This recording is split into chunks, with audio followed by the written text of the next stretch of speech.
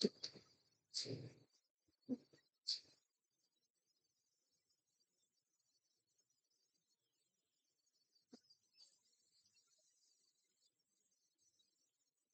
नहीं करते हैं आगे स्टार्ट। वो टॉपिक चल रहा है हमारा सेम एटॉमिक स्ट्रक्चर, कल वाला टॉपिक ही है। जो कल हमने किया वो सब क्लियर हो गया। और खासकर discovery of cathode rays anode rays, वो सब पढ़ा आपने, कहा था रीडिंग करके, मैंने कहा था पढ़ के आना। कोई इस पर डाउट किसी को हो, कुछ कंफ्यूजन हो, आप बताओ। कैनाल रेज एनोड रेज का नाम ही होता है। हाँ, कैनाल रेज एनोड रेज का दूसरा नाम है, जिसको हिंदी में कहते हैं धन किरणें। एक ही बात। ठीक है, ओके, एक ही बात है, कैनाल रेज, एनोड रेज और धन किरणें। ठीक है, और कोई बात किसी को पूछनी? तो कल के टॉपिक से किसी को डाउट हो? कल मैंने कुछ क्वेश्चन टिक करवाए थे, करके देखिए आपने एनसीईआरटी से, तो प्रॉब्लम किसी को उसमें आई हो?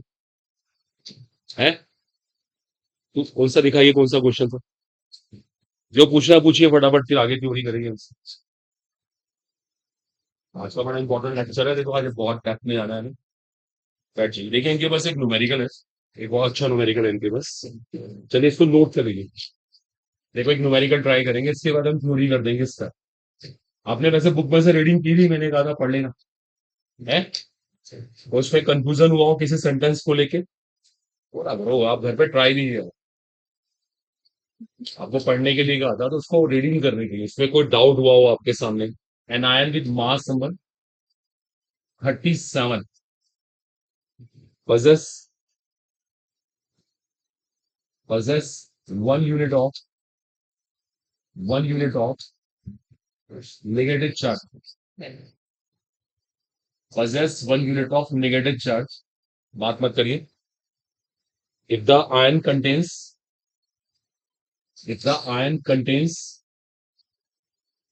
if the ion contains 11.1% more neutrons than the electrons, more neutrons than the electrons than the electrons, find the symbol of the ion, find the symbol of the ion।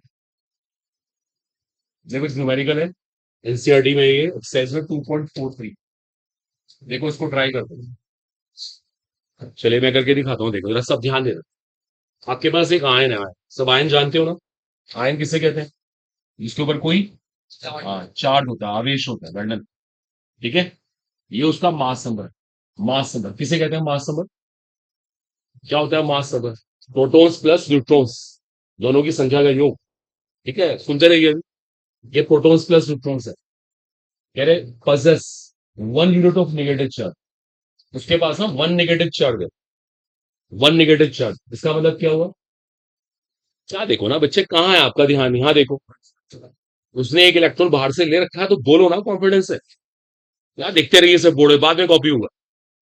एक ion है, उसका मास number 37 है, उसने एक electron बाहर से ले रखा है, पहले एक मीनिंग समझो। फिर कह रहे if the ion contains this percent more neutrons than the electrons, उसके पास इतने परसेंट न्यूट्रॉन ज्यादा है इलेक्ट्रॉन्स के रिस्पेक्ट में, इलेक्ट्रॉन्स की तुलना में। जितने भी इलेक्ट्रॉन होंगे, समझो उसका 11.1% ज्यादा न्यूट्रॉन्स होंगे। ये लाइन बोली हुई है। कह रहे ये बताओ उसका सिंबल क्या? आपको उस आयन का प्रतीक चाहिए, प्रतीक। सिंबल का मतलब होता है प्रतीक।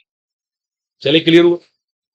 अब मुझे एक बात का आंसर दे दीजिए। जैसे मुझे सिंबल पता लगा, उसका प्रतीक निकालना है, तो मुझे क्या निकालना चाहिए?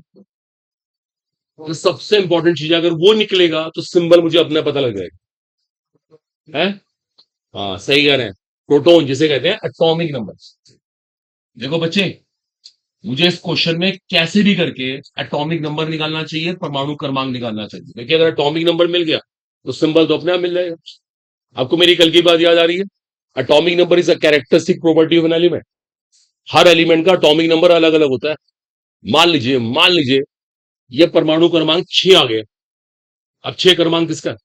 सिर्फ कार्बन का। हम कार्बन का सिंबल बनाएंगे, ऊपर माइनस चार्ज लगा देंगे, तो कोई दिक्कत नहीं है।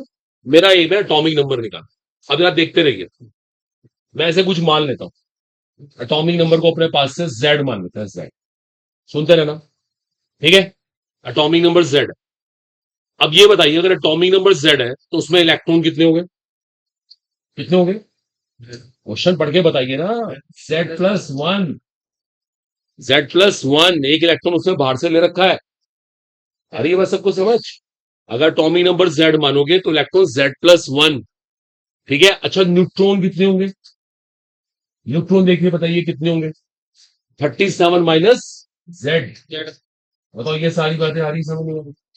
इनको पहले समझना, ये बहुत जरूरी है।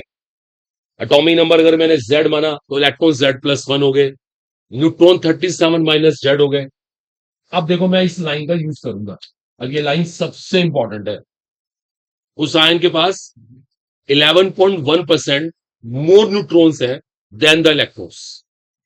उसके पास 11.1% मोर न्यूट्रॉन्स है देन द इलेक्ट्रॉन्स। अब देखो इलेक्ट्रॉन कितने थे? Z+1 है ना? तो पता है न्यूट्रॉन कितने हुए?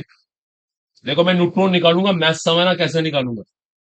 न्यूट्रॉन बराबर Z+1 प्लस 11.1% ऑफ Z+1। बोलो ये मैथ्स क्लियर हुआ? देखो अभी आप मैथ्स चाहिए, दोबारा सुनो। आयन के पास इतने परसेंट न्यूट्रॉन ज्यादा है इलेक्ट्रॉन्स के रिस्पेक्ट में। इतने परसेंट न्यूट्रॉन ज्यादा होने का मतलब क्या हुआ? जितने इलेक्ट्रॉन है उतने न्यूट्रॉन तो है ही, उसका 11.1% और उसमें जोड़ दो।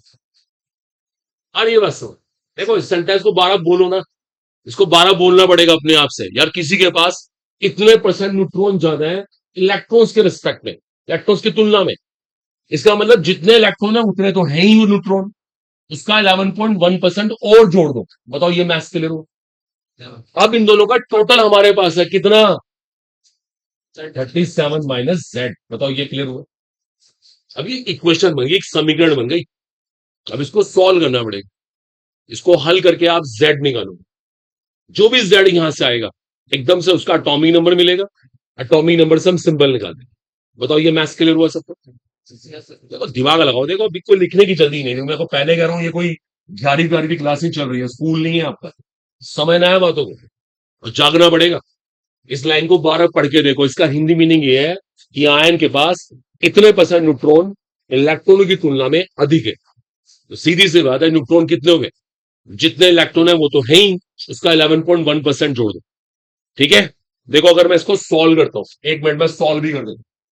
ये Z+1 11.1% है ना? परसेंट को हटा के नीचे क्या आता है? 100। 100 से कर दिया डिवाइड, अंदर मल्टीप्लाई भी कर दी। 0.11Z, 0.11, ये मैंने मल्टीप्लाई भी कर दी। जेड को इधर लाके ऐड कर दी। लीजिए हम यहां तक आ जाते हैं। ठीक है, ये भी जेड, ये भी जेड, ये भी जेड, सबको जोड़ देते हैं। 2.11Z इधर लाके 37 में से माइनस कर रहे हैं 1.111। एक बार ना इसको मोबाइल से कैलकुलेट कर दो फटाफट। या 37 में से माइनस करना 1.111, कितना बचता है? मोबाइल फोन निकालो, नहीं कर देते। 37 से माइनस कर देते हैं, फटाफट कैलकुलेशन हो जाएगी और कोई बात नहीं। कंपटीशन में कैलकुलेशन बहुत आसान आएगी, इसकी टेंशन में लेना। वहां पे सारा गेम जो होता है कॉन्सेप्ट का 35.889 डिवाइड बाय 2.111। देखो 17 आ रहा है, 17। जेड की वैल्यू यहां पे आ रही है 17। किसी को पता है 17 एटॉमिक नंबर किसका है? क्लोरीन का। क्लोरीन का। तो इस आयन का सिंबल क्या हुआ? Cl-। ये आंसर आ गया इससे। बताओ क्लियर हुआ? इतना अच्छा सवाल है, देखो इंपॉर्टेंट है। कोई बैठो आप में से जेई मेंस एस्पिरेंट, उसके लिए तो बहुत इंपॉर्टेंट। कोई जेई की तैयारी कर रहा हो उसके लिए बहुत इंपॉर्टेंट। नीट के अंदर भी आते हैं ऐसे क्वेश्चन, लेकिन ऐसे क्वेश्चन करके आएगा ना उसकी रैंक बहुत अच्छी आएगी। ये रैंक डिसाइडर क्वेश्चन है, रैंक डिसाइड करने का। अब अगर आपको ये समझ आ गया हो ना, तो एक्सरसाइज में ऐसे 3 क्वेश्चन है हमारे पास।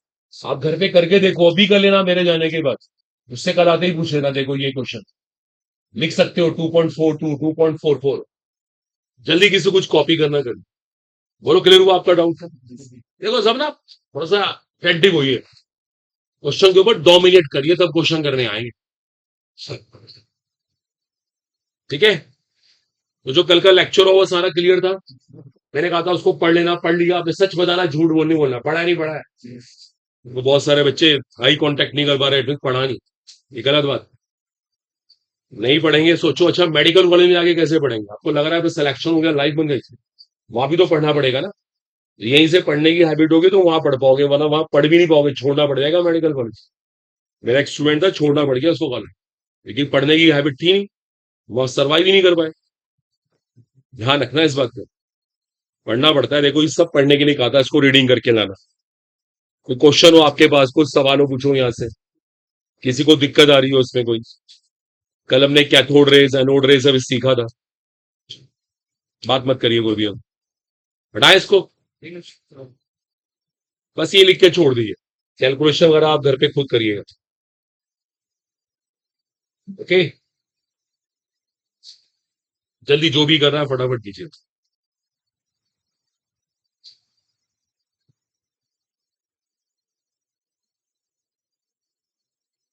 चलिए स्टूडेंट, ठीक है, होपफुली। बस पॉइंट लिखना होता है, देखो बच्चों की तरह टोटल ये नहीं है सच कॉपी करो आप। आपने मेन चीज लिख ली, इसे घर पे सोचो मैंने क्या किया। That's finish, okay done. अगले स्टेप पे आ रहे हैं इसके। देखो कल हमने कैथोड रेज की डिस्कवरी कर ली, एनोड रेज की डिस्कवरी स्टडी कर ली थी। ठीक है, आज हम बात करेंगे डिस्कवरी ऑफ न्यूट्रॉन की। नोट करिए हेड, डिस्कवरी ऑफ न्यूट्रॉन। फटाफट जल्दी जल्दी देखो, आगे चलना है। देखो न्यूट्रॉन की डिस्कवरी में ना एक बहुत फेमस केमिस्ट का नेम है, जेम्स चैडविक। आपको होपफुली पता भी होगा, ये नेम आपको याद भी होना चाहिए।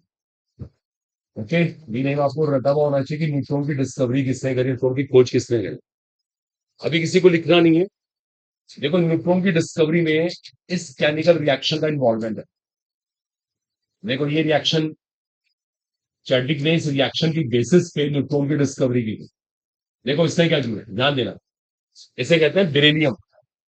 उसने बेरिलियम के ऊपर, आपको पता है ये क्या चीज है, what is this? Alpha particle, जिसको हिंदी में अल्फा कण कहते हैं। इसने क्या करा, बेरिलियम पे अल्फा पार्टिकल का बम्बार्टमेंट करवाया। अल्फा पार्टिकल उसके इससे टकराने से क्या हुआ, एक तो कार्बन बन गया, और साथ में एक कण बाहर निकल के आया। एक पार्टिकल आया जिसका नाम क्या रखा गया, न्यूट्रॉन। देखो न्यूट्रॉन की डिस्कवरी कैसे हुई। ये रिएक्शन आप सबको ना अच्छे से लर्न होनी चाहिए, ये भी कॉम्पिटिशन का क्वेश्चन बनता है। आपको 4 रिएक्शन लेके पूछेंगे, चारों में से किस रिएक्शन के बेस पे न्यूट्रॉन की डिस्कवरी दिया, बाद में लिख लेंगे। इन रिएक्शन को न्यूक्लियर रिएक्शन कहते हैं। आपको पता है रिएक्शन को बैलेंस कैसे करते हैं? बताओ इन दोनों का टोटल कितना हुआ? 6, तो उधर भी 6 आना चाहिए। 6 + 0 6 होता है। इन दोनों का टोटल कितना हुआ? 13। यहां भी 13 आना चाहिए। तो न्यूट्रॉन की डिस्कवरी का बेस ये, न्यूट्रॉन की डिस्कवरी इस तरह से हुई। देखो आपकी नॉलेज के लिए एक बात क्लियर कर दूं, न्यूट्रॉन की डिस्कवरी सबसे लेट हुई है। बात को सुनना पहले ध्यान से। Neutron discovered just I think 1935 में डिस्कवरी हुई, सबसे लेट डिस्कवरी है, सबसे लेट। बताओ न्यूट्रॉन की डिस्कवरी इतनी लेट क्यों हुई? क्योंकि ये चार्जलेस है, उदासीन है ये। देखो इलेक्ट्रॉन की डिस्कवरी बहुत पहले हो गई थी, प्रोटॉन की डिस्कवरी भी पहले होगी। ये बात सबको पता थी कि एटम में इलेक्ट्रॉन भी होता है तो प्रोटॉन भी होता है, ऋण आवेश है तो पॉजिटिव आवेश भी। लेकिन न्यूट्रॉन के बारे में किसी को मालूम नहीं था। न्यूट्रॉन की डिस्कवरी सबसे लेट होने के पीछे रीजन था कि उसका चार्जलेस होना। देखो ये क्वेश्चन बनेगा, सच रीजन। ये आपको एनसीईआरटी बुक में लिखा कहीं ना कहीं मिलेगा। ये आवेश रहित होता है ना, तो इसको पता लगाना बहुत मुश्किल था, बहुत मुश्किल। सबसे लेट डिस्कवरी इसकी। बोलो क्लियर हो गया? ये रिएक्शन आपको लर्न करनी होगी, वो बहुत मुश्किल काम नहीं है, सिंपल है, और ये केमिस्ट्री हम सबको पता होना चाहिए। अगले स्टेप पे आते हैं। देखो एक बात और, जैसे हमने डिफरेंट डिस्कवरीज पढ़ी, इससे पता है एक बात निकल के आई। जो कल का वो डॉल्टन का स्टेटमेंट था ना कि एटम इज इनडिविजिबल, बताओ डॉल्टन का ये स्टेटमेंट सही निकल रहा है गलत निकल रहा है? ये रॉन्ग हो रहा है भाई। एटम में इलेक्ट्रॉन है, एटम में प्रोटॉन है, एटम में न्यूट्रॉन है। पता लग रहा है कि एटम इन सबसे मिलकर बना हुआ। तो उसका कहना है कि एटम को तोड़ नहीं सकते, ये बात रॉन्ग निकली। एटम को तोड़ सकते हैं, एटम डिविजिबल है। एटम डिविजिबल ना होता तो उसके अंदर ये पार्टिकल कहां से आते? तो ध्यान रखना डॉल्टन का ये स्टेटमेंट गलत है कि एटम अविभाज्य है, जबकि एटम तो टूट सकता है, आपके सामने क्लियर। बोलो ये बात क्लियर हुई? अगले स्टेप पे आते हैं।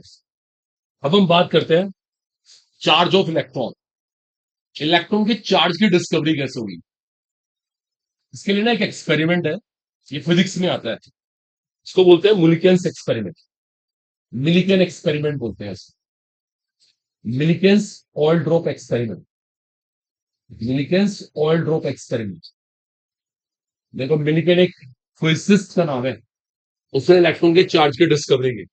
ये थोड़ा समझा देते हैं इसके बारे में। इसमें क्या करना होता है, देखो ध्यान देना। मान लीजिए हमने क्या करा, एक कंटेनर दिया, इसमें ऑयल का ना, ऑयल तेल उसका स्प्रे कर दिया। हमने यहाँ पे क्या करा, ऑयल का स्प्रे। जैसे मान लीजिए हम क्या करें, एक मतलब किसी बॉटल में से पानी भर के पानी का स्प्रे करते हैं ना, ऐसे ही हमने वहां पे ऑयल का स्प्रे कर दी। और क्या किया, इसके ऊपर ना इलेक्ट्रॉन्स का बम्बार्टमेंट कर दिया। ये इलेक्ट्रॉन आ रहे हैं, ठीक है। देखो अब क्या होगा, जैसे ये ऑयल है। अब ऑयल की खास बात क्या होती है, ऑयल बड़ी जल्दी किसी को चिपका लेता है अपने साथ, चिपचिपा होता है ना, स्टिकी। क्या होगा, जब इलेक्ट्रॉन यहां पर आएंगे ना, तो वो इन ऑयल पार्टिकल पे चिपकना शुरू कर देंगे। जैसे यहाँ पे इलेक्ट्रॉन आगे चिपक गए, अब वो कितने हैं अभी डोंट नो, लेकिन वो चिपक जाएंगे, ऐसे यहाँ पे चिपक जाएंगे। किसी के पास एक है, किसी के पास दो है, किसी के पास तीन है।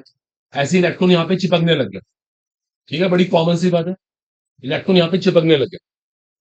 हमने क्या करा, अब लगाई फिजिक्स। अब लगानी है हमें इलेक्ट्रिक फील्ड, जिसे कहते हैं विद्युत क्षेत्र। और हमने क्या करा, इसको फील्ड को ऐसे एडजस्ट करा कि फोर्स ना, फोर्स बल ऊपर की तरफ लगेगा। ये फोर्स लग रही है ऊपर की तरफ। और एक बात और है, जब ये ऑयल की ड्रॉप है, ग्रेविटी की वजह से, ग्रेविटी पृथ्वी का गुरुत्वाकर्षण बल, वो इसको नीचे खींचेगा। बोलो होगा ना, वो इसको नीचे खींच रहा है, हमारी जो फोर्स है वो ऊपर लग रही है। अब क्या हुआ, ये ड्रॉप गिर नहीं रही, ना ये ड्रॉप नीचे जा रही ना ऊपर जा रही। इससे क्या हुआ, दोनों फोर्स बराबर हो गए। देखो हमने दोनों फोर्स को बराबर रख दिया। क्यू ई बराबर एम जी, ये फिजिक्स है पूरी। क्यू यहाँ पे चार्ज है, ई इलेक्ट्रिक फील्ड है, विद्युत क्षेत्र जिसे कहते हैं, एम मास है, और जी ग्रेविटेशनल एक्सीलरेशन है। हमने क्या करा, इसको सॉल्व करके ना, अब इसको हल कर लिया। क्योंकि बहुत सारी वैल्यू निकाली, किसी में क्यू की वैल्यू ये आ गई। बात को सुनना देखो ध्यान से। किसी केस में क्यू की वैल्यू ये आ गई, किसी केस में क्यू की वैल्यू ये आ गई। ऐसे बहुत सारी वैल्यू आती रही, कभी कुछ कभी कुछ कभी कुछ। हमने क्या करा, इन सब वैल्यूज का, इन सब वैल्यूज का लिया S C F, highest common factor. Hindi में कहते हैं महत्तम समा परिवर्तक, ऐसे बोलते हैं, याद है आपको। इसका एस सी एफ लेना पड़ेगा, इन सबका आपको निकालना पड़ेगा हाईएस्ट कॉमन फैक्टर। सब सुन ले, देखो हाईएस्ट कॉमन फैक्टर वो जो निकल के आया, वो ये निकल के आया। देखो ये निकल के आया एस सी एफ। इससे यह पता लगा इलेक्ट्रॉन का चार्ज ये होता है, ये कम से कम चार्ज है। क्योंकि हर बार चार्ज ना, देखो अगर आप ध्यान से देखोगे, इसका 3 गुना ये वैल्यू है, इसकी 5 गुना ये वैल्यू है, इसकी 6 गुना ये वैल्यू है। हर बार इसका ना मल्टीपल आता रहेगा, कभी इसका 2 गुना, कभी इसका 3 गुना, कभी 4 गुना, कभी 10 गुना, कभी 50 गुना। लेकिन ये वैल्यू फिक्स है सबके अंदर। इसी का नाम हमने क्या रखा, इलेक्ट्रॉनिक चार्ज। इसी का नाम रखा है इलेक्ट्रॉनिक आवेश। बोलो आ रहा है कुछ समझ, क्लियर हुआ। देखो अब एक बहुत काम की बात क्या निकली, हमें क्या करना है यहाँ पे, जो सीखने वाली बात है।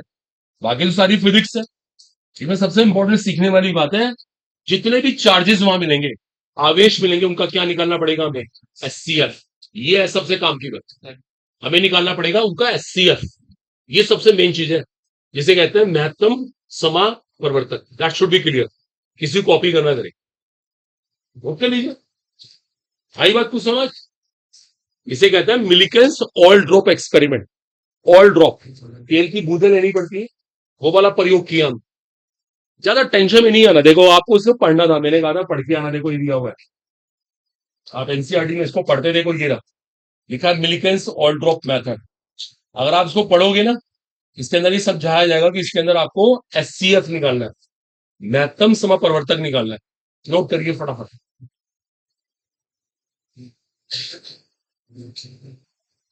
ठीक है। आपको यहां निकालना पड़ेगा एससीएफ,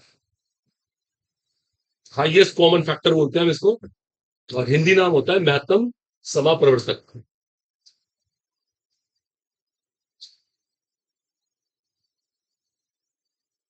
ठीक है, बस इतनी सी बात समझानी है, ज्यादा टेंशन में नहीं देखिए, बहुत शॉर्ट में लिखिए, टाइम बचाइए। चैप्टर बहुत बड़े बड़े हैं, चैप्टर बहुत बड़ा है अपने यहाँ पे। बुक से रीडिंग किया करें, आपको बार बार कहते हैं ऐसे आप आगे बैठ जाएंगे, सब खराब हो जाएगा।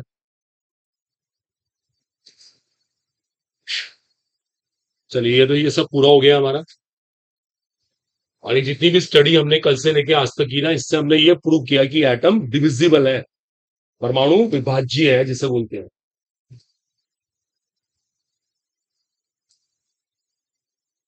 नोट कर चुके हैं सब लोग? काम की बात लिखनी है, देखो, टू द पॉइंट। सबसे मेन चीज देखो, ये वर्ड है सबसे क्रूशियल। ना वो आपसे कोई डायग्राम पूछ रहे हैं, वो इस तरह की फिजिक्स भी आपसे नहीं लगवाएंगे। ये तो फिजिक्स का पार्ट है, हमें इससे कोई मतलब नहीं। हमारे पास ज्यादा क्वेश्चन अगर केमिस्ट्री में आ गया, चांस की बात है, वो ऐसा आएगा। और ये क्वेश्चन आपको फिजिक्स बुक के अंदर मिलेगा, आप वहां से भी कर सकते हो। चलो इसको हटाते हैं, अब अगले स्टेप पे आ रहे हैं। तो हमने प्रूव कर दिया कि एटम डिविजिबल है। अब अगला स्टेप सुनिए। अब कुछ बेसिक्स पढ़ने हैं रिगार्डिंग वेव्स। तो हेडिंग नोट खोलो आप, कैरेक्टरिस्टिक्स ऑफ वेव्स। अब हम कुछ ना वेव की ना कुछ विशेषताएं पढ़ेंगे, भी फिजिक्स से आपने पढ़ी हुई है। देखो, मैं रिपीट ही करूंगा। इसे कैरेक्टरिस्टिक्स ऑफ वेव्स कहते हैं, तरंगों की विशेषताएं। चलिए, अब जरा सब ध्यान दीजिए। देखो, एक वेव होती है, वेव। सबको पता है वेव इस तरह चलती है। ये वेव का प्रोपागेशन हो रहा है, लिखने की जरूरत नहीं, आप प्लीज ध्यान दो, क्योंकि फिजिक्स से पढ़ रखा है, क्या टाइम है इसका। देखो, अब हर वेव का ना एक एम्पलीट्यूड होता है, इसे कहते हैं आयाम। देखो, हर वेव का एक अपना एम्पलीट्यूड होता है, एम्पलीट्यूड ध्यान देना। ये वेव चल रही है, आपको शायद पता हो, इस डिस्टेंस का नाम क्या है? एम्पलीट्यूड, इसको एम्पलीट्यूड कहते हैं। ऐसी डिस्टेंस का नाम क्या है? एम्पलीट्यूड, इसको आयाम भी कहते हैं। कोई वेव हो और उसका एम्पलीट्यूड ना हो, ऐसा कभी नहीं हो सकता। हर वेव का अपना एक आयाम होता है, और आयाम कुछ भी नहीं है, ये मैक्सिमम डिस्टेंस है। ये मैक्सिमम डिस्टेंस का नाम है एम्पलीट्यूड। कुछ नहीं, याद नहीं करना, घटना वटना कुछ भी समझना है। जब भी कोई वेव होगी, उसका कोई ना कोई एम्पलीट्यूड जरूर होगा, आयाम जरूर होगा। दूसरी बात, अब दूसरी बात सुनिएगा। जैसे ये वेव चल रही है, आपको एक बात शायद पता हो। देखो, अगर देखा जाए ना, आपकी एक वेव यहां पूरी हो चुकी है। यहाँ पे एक वेव पूरी हो गई, देखो आप, एक चक्कर पूरा हो गया, एक वेव पूरी। यहाँ पे दूसरी वेव पूरी हुई, यहाँ पे तीसरी वेव पूरी हो गई, देखो आप। तो आपको मालूम हो शायद, एक वर्ड होता है फ्रीक्वेंसी, हिंदी में कहते हैं आवर्ती। इसको हम न्यू से रिप्रेजेंट करते हैं। क्या होती है आवर्ती? है नंबर ऑफ वेव्स पर सेकेंड। नंबर ऑफ वेव्स पर सेकेंड, एक सेकंड में बनने वाली जो वेव है, तरंगे, उनकी संख्या। एक सेकंड में कितनी वेव्स बनी? जैसे इस टाइम यहाँ पे 3 वेव बन रही, आपके सामने क्लियर। डिफरेंट है। एक सेकंड में जितनी वेव बनती है उसको फ्रीक्वेंसी कहते हैं। अच्छा, फ्रीक्वेंसी की यूनिट क्या होती है? इसका मात्रक क्या होता है? इसको हर्ट्स कहते हैं। हर्ट्स पढ़ा होगा सबने। हर्ट्स भी कहते हैं, साइकिल्स पर सेकंड कह देते हैं, साइकिल्स पर सेकंड भी कह देते हैं। तो ये बात पता होनी चाहिए, कोई दिक्कत नहीं। एम्पलीट्यूड की बात कर दी, फ्रीक्वेंसी की बात कर दी। तीसरी टर्म आती है, उसे कहते हैं टाइम पीरियड, आवर्तकाल। क्या होता है टाइम पीरियड? टाइम पीरियड किसे कहते हैं? टाइम रिक्वायर्ड, बोलो अपनी फिजिक्स लगाओ, for the completion of one wave. Completion of one wave, एक तरंग को बनने में कितना समय लगा। जैसे देखो, आपके सामने वेव की शुरुआत यहां से भी हो, यहां पूरी हो गई। अब ये सब कवर करने में कुछ टाइम लगा ना, उस टाइम का नाम क्या है? Time period. उसे कहते हैं आवर्तकाल। बाद में लिख लेंगे, कोई लिखने वाली ज्यादा खास बात है नहीं। चौथी बात, देखो, अब एक थोड़ी सी काम की बात यहां पे निकल के आती है, एक फॉर्मूला बनाते हैं। देखो, बताओ एक सेकंड में कितनी वेव बनी? न्यू। यहां देखो सब बच्चे, न्यू वेव्स, जो न्यू वेव्स बन रही है वो एक सेकंड में बन रही है। बताओ एक वेव बनने का टाइम क्या हुआ? बताओ एक वेव बनने का टाइम, 1/न्यू। 1/न्यू। और अभी हमने क्या सीखा? एक वेव बनने के टाइम को क्या बोलते हैं? एक वेव के बनने को टाइम को क्या बोलते हैं? Time period. इससे ये पता लगा कि टाइम पीरियड क्या होता है? 1/न्यू। देखो, ये फॉर्मूला बन गया, इसमें न्यूमेरिकल्स आते हैं। आ रही है बात समझ? इतनी छोटी सी फिजिक्स। तो देखो, सोचो, दिमाग लगाओ, जो 9-10 के फंडामेंटल है। न्यू वेव्स आपकी एक सेकंड में बन रही थी, तो एक वेव बनने का टाइम 1/न्यू सेकंड। और एक वेव बनने के टाइम को टाइम पीरियड कहते हैं। तो टी बराबर 1/न्यू फॉर्मूला बन गया। न्यू बराबर 1/टी भी कह सकते हो, एज यू लाइक। एनसीईआरटी में ऐसे न्यूमेरिकल्स है, इसमें क्या स्पेशल? इसमें आपको टाइम पीरियड गिवन होगा, फ्रीक्वेंसी निकाल लो, फ्रीक्वेंसी गिवन है, टाइम पीरियड निकाल लो, कोई दिक्कत नहीं। बोलो यहां तक क्लियर हो गया? Clear sir. कोई दिक्कत? सब बच्चों वाली बात है, बच्चों वाली फिजिक्स सब बतानी पड़ रही है, इनके बिना हम सर्वाइव नहीं कर पाएंगे।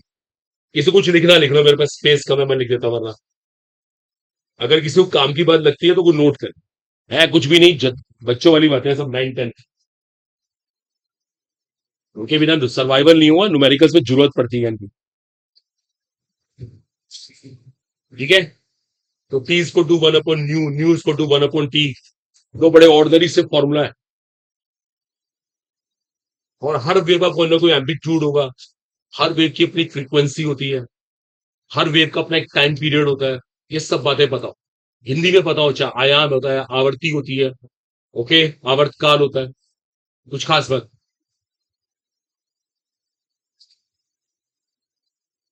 ठीक है सब बच्चे, होपफुली लिख लो, कोई काम की बात हो लिख लो, जो काम की बात हो, वरना तो आपके नोट्स पे सब लिखा होता है, बहुत बहुत बार आपने किया हुआ है, इनको दिमाग में बिठाओ, इनको समझो। देखो वो फॉर्मूला चाहिए सबसे ऊपर लिखा,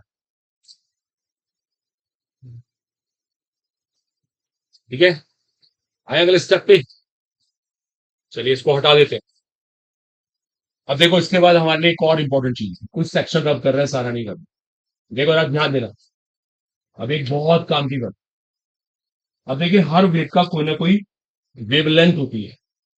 देखो बच्चे, हर वेव की कोई ना कोई वेवलेंथ, जिसको हम रिप्रेजेंट करते हैं लैम्डा से, हिंदी में कहते हैं तरंग दैर्ध्य। इसका हिंदी नाम होता है तरंग दैर्ध्य, सुनिएगा सब लोग, नाम है इसका वेवलेंथ, वैसे कहते हैं तरंग दैर्ध्य। देखो वेवलेंथ क्या चीज होती है, सब ध्यान देना। देखो इसमें ना हम याद करते हैं, जनरली हम बच्चे रट रहते हैं, हम ये कहते हैं कि यार जो ये दूरी है, डिस्टेंस है, ये वेवलेंथ है, ये डिस्टेंस वेवलेंथ। देखो आप याद मत करिए, अब दिमाग लगाइए। वेव चलने की शुरुआत यहां से हुई, वेव यहां खत्म हो गई, तो जो डिस्टेंस कवर हुआ, ये जो दूरी कवर हुई, इसका नाम क्या है? वेवलेंथ। देखो समझो आप, वेवलेंथ, वेवलेंथ, जब वेव पूरी हुई तो जो लेंथ कवर हुई, जो लंबाई कवर हुई, उसका नाम क्या है? वेवलेंथ। ऐसी भी वेवलेंथ, ऐसी भी वेवलेंथ, देखो तीनों वेवलेंथ है, इसको भी लैम्डा कहेंगे, इसको भी लैम्डा कहेंगे, और इसको भी लैम्डा कहेंगे। देखो दूरी कितनी हो गई? 3 लैम्डा, 3 लैम्डा गई। तो वेवलेंथ होती है लेंथ, हमें कहना चाहिए लेंथ, लंबाई, covered when one wave is completed, जब एक वेव पूरी हो जाती है, तो जो उसने लेंथ कवर की उसे कहते हैं वेवलेंथ। क्योंकि छोटी सी फिजिक्स है, तो दिमाग लगाओ, वो आपके सामने क्या करेंगे, ये सब फिजिक्स बुक में क्वेश्चन मिलेंगे। ठीक है, हम केमिस्ट्री बता रहे हैं, लेकिन फिजिक्स बुक में ऐसे क्वेश्चन, वो ऐसे आपको ये बोल दिया, ऐसे किसी डायग्राम बना के पूछा, बताओ ये लेंथ कितनी है, तो आप नाप नाप लेंगे, एक वेव यहाँ पूरी भी, एक लैम्डा, दूसरा, तीसरा, चौथा, पांचवा, छठा, ये लेंथ कितनी हो गई? 6 लैम्डा। इतनी कॉमन सी बात, तो ये पता होना चाहिए वेवलेंथ किसे कहते हैं, याद नहीं करना कि ये वेवलेंथ है, वेवलेंथ ये है। अगला पॉइंट इसके बाद, एक बड़ी इंपॉर्टेंट टर्म होती है, उसे कहते हैं फ्रीक्वेंसी, सॉरी, वेव नंबर, उसे कहते हैं वेव नंबर, हिंदी में कहते हैं तरंग संख्या। वेव नंबर एक बड़ी इंपॉर्टेंट टर्म होती है, और वेव नंबर को रिप्रेजेंट ऐसे करते हैं न्यू बार। देखो न्यू बार इसका प्रेजेंटेशन है, इसको वेव नंबर कहते हैं, हिंदी में तरंग संख्या कहते हैं। वेव नंबर क्या होता है? वेव नंबर होता है, वैसे तो बोलते हैं 1/लैम्डा, पढ़ा होगा आप लोगों ने, पता वेव नंबर क्या चीज है? देखो अगर आप ध्यान से देखो, आपने 1 को लैम्डा से डिवाइड किया, अभी हमने कहा था कि लैम्डा क्या चीज है? लैम्डा एक वेव की लेंथ है। पता है इसको डिवाइड करने का मतलब आप क्या कर रहे हो? आप नंबर ऑफ वेव्स निकाल रहे हो इन यूनिट लेंथ। आ रही है बात समझ? देखो फिर सुनो ध्यान से, आपने 1 को लैम्डा से डिवाइड किया, तो अच्छा लिख लेंगे ना, क्या लिखने में लग रहा है, मैं पहले कह रहा समझ लो, मेरे 11 12 नहीं है, बार बार आपसे कहा जाता है। ये सब नोट्स में आपके लिखा हुआ होगा, जाके कभी देख लेना, वहां पे लिखा हुआ, इससे अच्छा लिखा हुआ, लिखना इशू नहीं है, समझ आए। आपने 1 को लैम्डा से डिवाइड किया, ये मैथ सबको आया समझ? इससे क्या निकल के आ रहे हैं? इससे ये निकल के आ रहा है कि 1 के अंदर कितने लैम्डा है, कितने लैम्डा है, लैम्डा का मतलब कितनी वेव्स है, आप नंबर ऑफ वेव्स निकाल रहे हैं यूनिट लेंथ।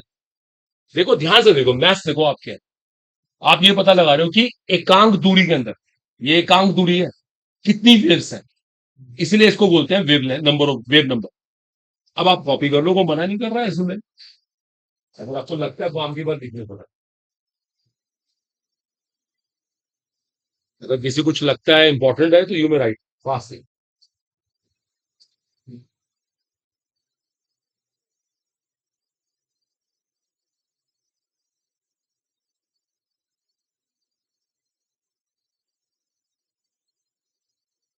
ये कुछ बेसिक कवर हो गए हमारे। आप जाके देखो एनसीईआरटी में इसके ऊपर न्यूमेरिकल्स हैं, ये न्यूमेरिकल बनता है, यहां से भी न्यूमेरिकल्स बनते हैं। आप जाके इनको देख लीजिएगा आप लोग, ये आपकी रिस्पॉन्सिबिलिटी।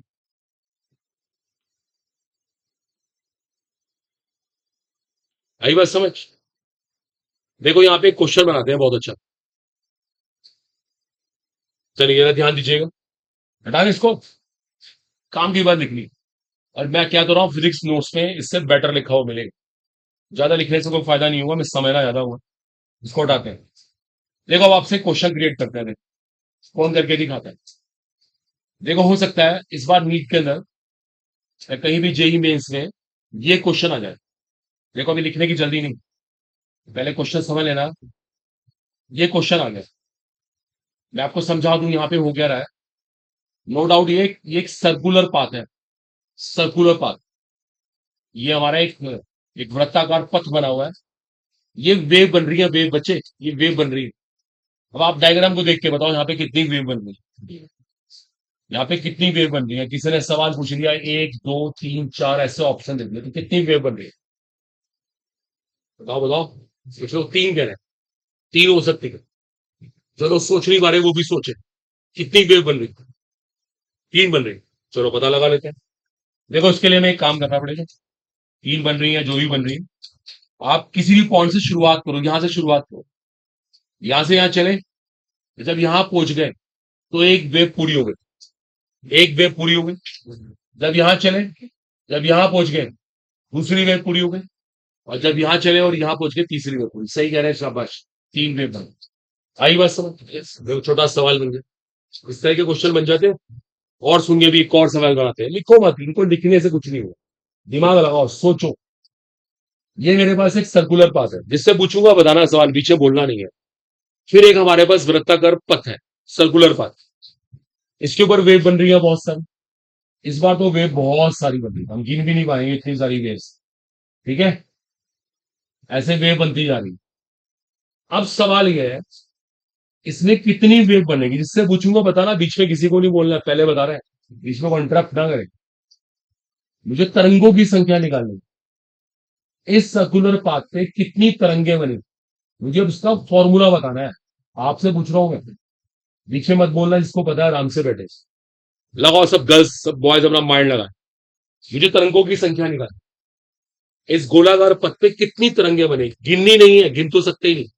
हमें फॉर्मूला चाहिए, फॉर्मूला सूत्र चाहिए इसका।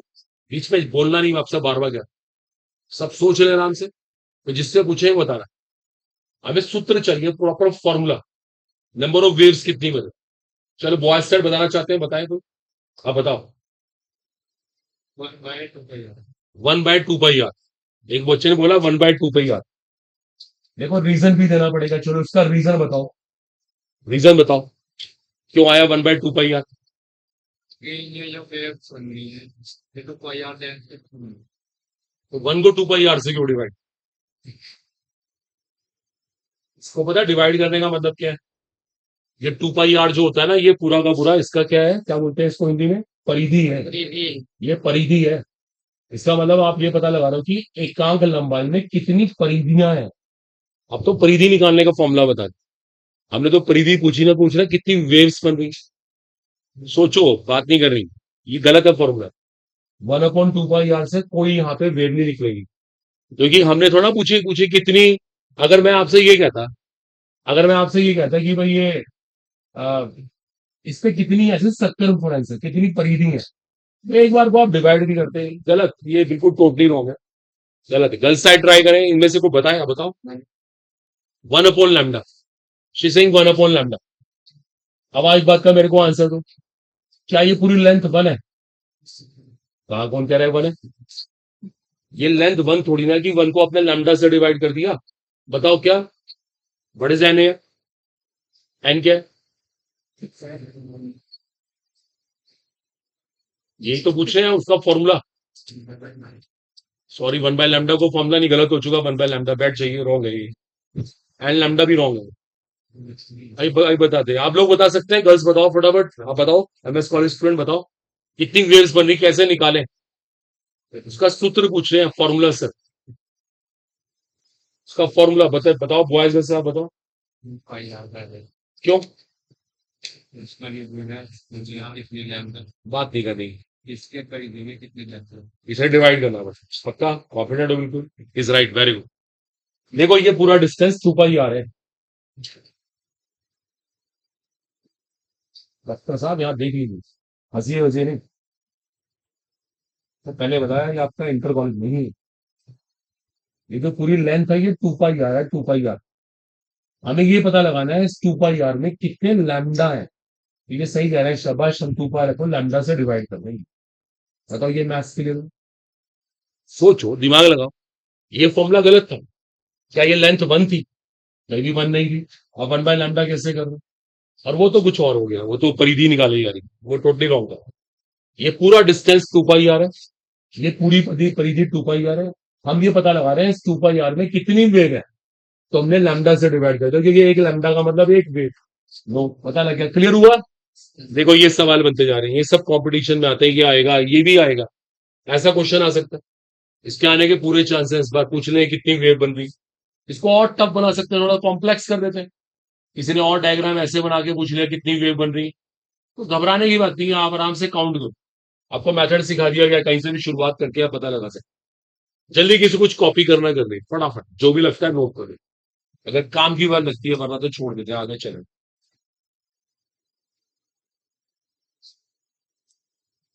अगर किसी को कुछ लिखना है तो जल्दी से नोट करिए।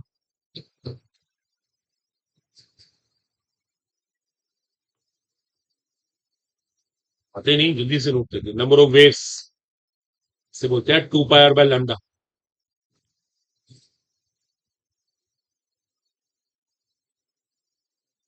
मेरे स्टूडेंट्स क्लियर हो गया। एक आप पढ़ लीजिए, कराया ना उसको, रीडिंग करने देखो आप, इसके ऊपर भी एनसीईआरटी बहुत सारे क्वेश्चन जो हमने कराए हमने, देखो ये वाला सेक्शन हमने पूरा किया, आप चाहे इसके ऊपर कुछ क्वेश्चन देख भी सकते हैं। सोल्ड एग्जाम्पल 2.3 है, 2.4, 2.5, तीनों एग्जाम्पल हमारे होंगे। और एक्सरसाइज में ना, अगर हम एक्सरसाइज की बात करें, कौन कौन से क्वेश्चन कवर होते हैं, 2.7 हो गया, 2.8 हो गया, 2.7 तो एटलीस्ट हो गई। ठीक है, इतना क्लियर हो गया। अगले स्टेप पे अब देखो, वेव के बारे में एक छोटी सी बात और सीखनी होगी, काम की बात होती है। जैसे एक वेव है, वो इस तरह से है, और एक वेव की है, ठीक है, दो वेव बनी हुई आपके सामने। किसी ने पूछा ज्यादा फ्रीक्वेंसी किसकी होगी, बताओ ज्यादा आवृत्ति किसकी होगी, पहली वेव की, दूसरी वेव की। हाँ, पहली वाली। उसका रीजन है, इसकी साइकिल बहुत छोटी, इसको चक्कर बहुत छोटा लगाना, तो ज्यादा चक्कर लगा लेगा एक सेकंड में, इसका चक्कर बहुत बड़ा है, लेकिन जितनी बड़ी साइकिल है, इसको बहुत टाइम लगेगा। सही बात है, इसकी साइकिल ज्यादा बनेगी, इसकी ज्यादा बढ़ती, ज्यादा वेवलेंथ किसकी, ज्यादा तरंग दैर्ध्य किसकी, देखो दूसरे वाले की है, देखो साफ दिख रहा है, इसको इतनी लेंथ कवर करनी पड़ रही है, देखो अब आप ध्यान दो, देखो जिसकी फ्रीक्वेंसी ज्यादा है इसकी वेवलेंथ कम है, जिसकी फ्रीक्वेंसी कम है उसकी वेवलेंथ ज्यादा है। इससे ये इंडिकेशन मिला, इट इंप्लाइज कि फ्रीक्वेंसी का वेवलेंथ के साथ क्या है, वेवलेंथ के साथ क्या है, इनवर्स रिलेशनशिप। ये साफ हिंट कर रहा है कि फ्रीक्वेंसी का वेवलेंथ के साथ क्या है, इनवर्स रिलेशनशिप। देखो ये कंक्लूजन निकल के आता है। आइए बात सबको समझ, ये भी नोट करिए, लिखना चाहते हैं लिख लीजिए, सब बेसिक बातें, फिजिक्स टोटली, इन सब की जरूरत पड़ने वाली है हमें ना, ये हर वेव के लिए होता है। ये भी हमारा पार्ट 2 होगा, छोटा पार्ट था, ये भी फिनिश हो। अभी एनसीईआरटी में क्वेश्चन टिक करवा देंगे, फिजिक्स में आप बहुत थोरो पढ़ने वाले हैं, लेकिन हमें जरूरत थी इसलिए हमने पहले ही सीख ली। नेक्स्ट नाउ हेडिंग इज, इसको उठाते हैं, इसको बोलते हैं इलेक्ट्रोमैग्नेटिक वेव्स, इसका हिंदी नाम होता है वैद्युत चुंबकीय तरंगे। देखो ये फिजिक्स का पार्ट, वैसे हम बोलते हैं इलेक्ट्रोमैग्नेटिक वेव्स, हिंदी नाम है वैद्युत चुंबकीय तरंगे। अब स्पेशल टाइप ऑफ वेव्स पढ़नी है हमें, एक स्पेशल कैटेगरी होती है वेव्स की, अब ये पढ़ना हो। देखो ध्यान देना, फिजिक्स में तो पूरा चैप्टर आएगा ही, मैं तो बेसिक पढ़ाऊंगा सिर्फ आपको। लेकिन मेरे पास मान लीजिए एक वेव है, अब जरा ध्यान देना, ये स्पेशल टाइप ऑफ वेव्स होती है। देखो ये वेव ना कुछ इस तरह से चलती है, सब देखिए जरा ध्यान से, अभी नोट मत करिएगा। ये वेव कुछ इस तरह से चलती है,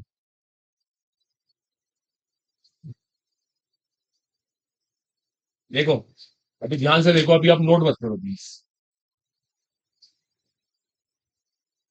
आप इतने से पार्ट को ध्यान से देखो।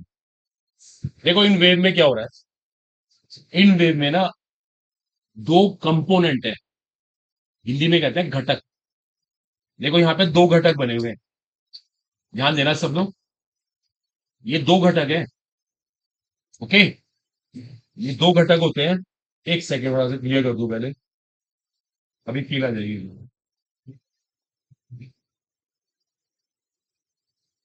देखो अगर आप देखेंगे ध्यान से, ये वेव चल कैसे रही है, इस वेव में दो पार्ट है। चलिए इतना सा क्लियर हो गया, देखो जरा ध्यान दो। अगर आप ध्यान से देखें, यहाँ पे दो हिस्से बने हुए हैं, और सबसे इंपॉर्टेंट चीज पता क्या है, दोनों एक दूसरे के क्या है, परपेंडिकुलर, लंबवत जिसे कहते हैं। ये दो हिस्से चल रहे हैं, ये रेड वाला भी चल रहा है और ये येलो वाला भी चल रहा है, ये दोनों एक दूसरे के परपेंडिकुलर है। अगर देखा जाए ना, देखो अभी मैं शॉर्टे बताऊं, यहाँ पे दो वेव चल रही है समझो, एक वेव ये चल रही है और एक वेव ये वाली चल रही है, ये वाली इस तरह से, ये दो वेव इकट्ठे चलती है। एक बात इंपॉर्टेंट है, इसको हम क्या देते हैं, इलेक्ट्रिक फील्ड, इसका नाम है विद्युत क्षेत्र। और ये कौन है, मैग्नेटिक फील्ड। तो वॉइस बातें कर रहे हैं, मत बोलो। इसको चुंबकीय क्षेत्र कहते हैं। देखो दो चीजें इकट्ठी चल रही हैं यहाँ पे, यहाँ पे जहां पे ऐसा होता है उसको बोलते हैं इलेक्ट्रोमैग्नेटिक वेव्स। ये फिजिक्स वाले बता देंगे दोनों चल कैसे रही हैं, उनकी इक्वेशन होगी सो एंड सो। हमें इस काम में नहीं आना, हमें सिर्फ ये सीखना है, दोनों तो है, इलेक्ट्रिक फील्ड भी है और मैग्नेटिक फील्ड भी है, चुंबकीय क्षेत्र भी है, विद्युत क्षेत्र भी, जिसमें क्या है, परपेंडिकुलर, लंबवत। देखो एंगल 90 डिग्री का बनाओ, पहली खास बात तो ये है इनके अंदर। दूसरी बात, बोथ कंपोनेंट्स हैव, जो दो घटक है ना, वे दो तरह के हैं सीधी सी बात। दोनों की क्या होती है, same frequency, same wavelength, same time period. आपको हर चीज एक जैसी मिलेगी दोनों घटकों में ना, दोनों पार्ट में हर चीज आपको सेम मिलने वाली है। तीसरी एक इंपॉर्टेंट चीज और है, ये इनके चलने का तरीका, चलने की दिशा है, चलने की दिशा इसे कहते हैं डायरेक्शन ऑफ प्रोपागेशन। ये परपेंडिकुलर है, लंबवत है, किसके, टू डायरेक्शन ऑफ प्रोपागेशन। जैसे कभी आपको इसका डायग्राम समझना हो ना, यूट्यूब की हेल्प लेना, आपको वहां पे अच्छे से कलर डायग्राम बना के प्रॉपर समझा देंगे ये वेव चलती किस तरह से। हमें तो एलिमेंट्री सिखाना है, फिजिक्स से बहुत डिटेल में आने वाला है, ठीक है, अभी कोई लिखेगा नहीं। अच्छा ऐसी वेव्स की कोई मैं एग्जांपल दूंगा आपको, जैसे X-rays, light, UV, gamma rays, पढ़िए ना आपने सभी। ये सब कौन है, ये वैद्युत चुंबकीय तरंगे। हमने कल भी सीखी थी कैथोड रेस, एनोड रेस, ये उनसे अलग है। वो वेव्स अलग तरह की थी, ये अलग तरह से, इनके चलने का तरीका अलग है, इनमें दो चीजें एक साथ चलती हैं। ये सबसे मेन बात है। और छोड़ो आप, ये जो मोबाइल फोन से हम बात करते हैं ना, इसमें कौन सी वेव्स होती है, रेडियो वेव्स। मोबाइल फोन का सारा काम इन्हीं हेल्प से होता है, इलेक्ट्रोमैग्नेटिक वेव से। टेलीफोनिक जितना भी काम होता है इन्हीं वेव से होता है, ये आपको पता होना चाहिए। बोलो आया कुछ समझ, एलिमेंट्री वर्ड, फिजिक्स में पूरा चैप्टर है। अब देखो इनके बारे में ना दो बड़े इंपॉर्टेंट पॉइंट है जो हमें समझने दें, जो हमारे दिमाग में बैठ जाए, जिनसे हमारे सारे क्वेश्चन होने वाले हैं। देखो ना सब अटेंटिव हो जाना, दो बातें बहुत काम की, बहुत काम। पहली बात, दे हैव फिक्स वेलोसिटी। बच्चों ध्यान दो, इनकी वेलोसिटी जो है ना, इनका जो वेग है, वेग वो कैसा है, निश्चित, फिक्स वेलोसिटी। पता कितना, 3 × 10⁸ मीटर पर सेकेंड, जिसको हम स्पीड ऑफ लाइट कहते हैं, प्रकाश का वेग। देखो इनमें से किसी को भी देख लो, X rays, light, UV, gamma, radio waves, सबकी स्पीड ही है, फिक्स है बिल्कुल। इनकी स्पीड में अप एंड डाउन, इनकी स्पीड फिक्स है। दूसरी बहुत काम की बात यह है, they do not require any medium, for propagation. इनको चलने के लिए ना किसी मीडियम की जरूरत नहीं पड़ती। एनी मीडियम, मीडियम का मतलब होता है माध्यम। इनको चलने के लिए किसी माध्यम की जरूरत नहीं पड़ती। मान लो कहीं पे निर्वात आ गया, वैक्यूम आ गया, तब भी ये वेव चल सकती है। देखो ये कितनी काम की बस, ये वेव तब भी चल सकती है चाहे कहीं पे निर्वात भी है, कहीं पे वैक्यूम भी। ये बहुत खास बात है। जैसे मान लेते हैं, ऐसी एज्यूम करें, किसी ने बोला हमारी क्लास में वैक्यूम आ गया। मान लेते हैं हमारी क्लास वैक्यूम में हो गई। बताओ वैक्यूम में हम पढ़ सकते हैं? मान लो मैं कुछ बोलूंगा, आपको सुनाई देगा? बिल्कुल भी नहीं। आप कुछ बोल रहे हैं, मैं नहीं सुन पा रहा हूं। वैक्यूम में तो आवाज आएगी नहीं दूसरे को पता है। लेकिन हम चाहे ना, इन वेव की हेल्प से पढ़ सकते हैं। कैसे?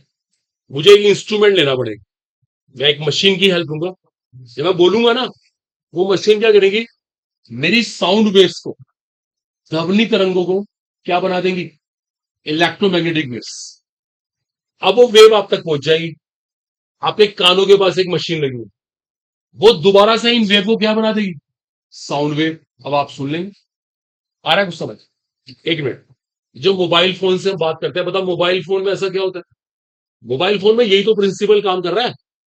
हम बोलते हैं ना हेलो, जैसे किसी को हेलो बोला, तो वो साउंड वेव्स की क्या बन गई, इलेक्ट्रोमैग्नेटिक वेव्स, ये वाली वेव बन गई। फिर जो आदमी फोन लेके बात सुन रहा है हमारी, उसके पास जो फोन है, उसके अंदर ये वेव चली गई, और उस फोन ने उसके अंदर फिर एक इंस्ट्रूमेंट लगा हुआ है, क्या बना दिया उनका, साउंड वेव्स। और वो आदमी हमारी बात सुन लेगा, वेरी सिंपल। तो अगर आप ध्यान से देखें, जो टेलीफोन से बात होती है, मोबाइल से बात होती है, वो सारी यही तो होती है, इन वेव के थ्रू होती है। और सबसे बात देखो, इनकी स्पीड कितनी ज्यादा है। ये 3 × 10⁸ मीटर पर सेकंड, 3 लाख किलोमीटर पर सेकंड। तभी तो कोई चाहे मुंबई में भी हो, चाहे कोई यूएसए के अंदर भी हो, आप एक सेकंड में उससे बात कर सकते हैं। ये नहीं आपको वेट करना पड़ेगा। भाई यहां से यूएसए कितनी दूर होगा, 4,000 किलोमीटर दूर होगा, 5,000 होगा, 10,000 होगा, 20,000 होगा, ये तो 3 लाख है वैल्यू। कितनी बड़ी वैल्यू। तो वो हम आराम से बात कर लेते हैं। तो ये दो चीजें आपके लिए बहुत बहुत काम की है, आपको पता होनी चाहिए। एक छोटी सी बात और सिखा दो। देखो फिजिक्स से जारी है, आपको 12th में पढ़ के आनी थी, अगर आपने पढ़ रखा हो तो मैं चक्कर में बहुत आगे चला जाता। लेकिन क्या होता है, आपने यार कुछ समझा ही नहीं हुआ, बड़ी गलत तरह से पढ़ा हुआ। अभी मैं आपको फॉर्मूला बता के आया, फ्रीक्वेंसी का वेवलेंथ के साथ क्या इनवर्स रिलेशनशिप। हम एक फॉर्मूला बना रहा हूं इन्हीं वेव्स के लिए, सबके लिए नहीं। अभी क्या सीखा हमने, इन सबकी स्पीड क्या है, फिक्स है। कितनी है, स्पीड ऑफ लाइट। तो इसको हटा के यहाँ पे कांस्टेंट लगा लो सी। देखो एक फॉर्मूला बना दिया मैंने। अब ये फॉर्मूला सब बच्चों को याद होना चाहिए, nu is equal to c by lambda.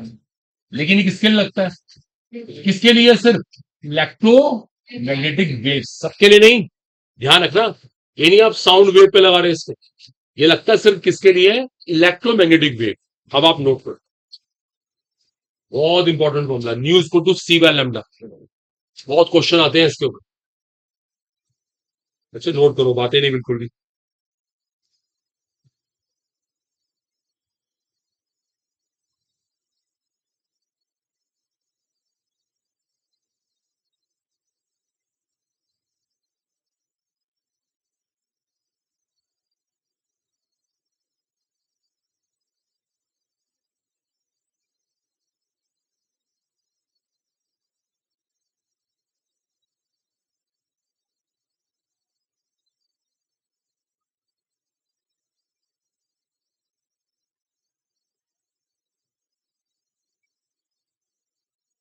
ठीक है, एक फॉर्मूला बन गया, बहुत काम का फॉर्मूला है, नोट कर लो उसको, nu is equal to c by lambda. जाके फिजिक्स में इसको पढ़ सकते हो, पूरा चैप्टर होता है। ये स्पेशल टाइप ऑफ वेव्स होती हैं, स्पेशल टाइप ऑफ वेव्स। ठीक है, इसमें कोई डाउट ना हो बिल्कुल भी, कोई कंफ्यूजन ना हो।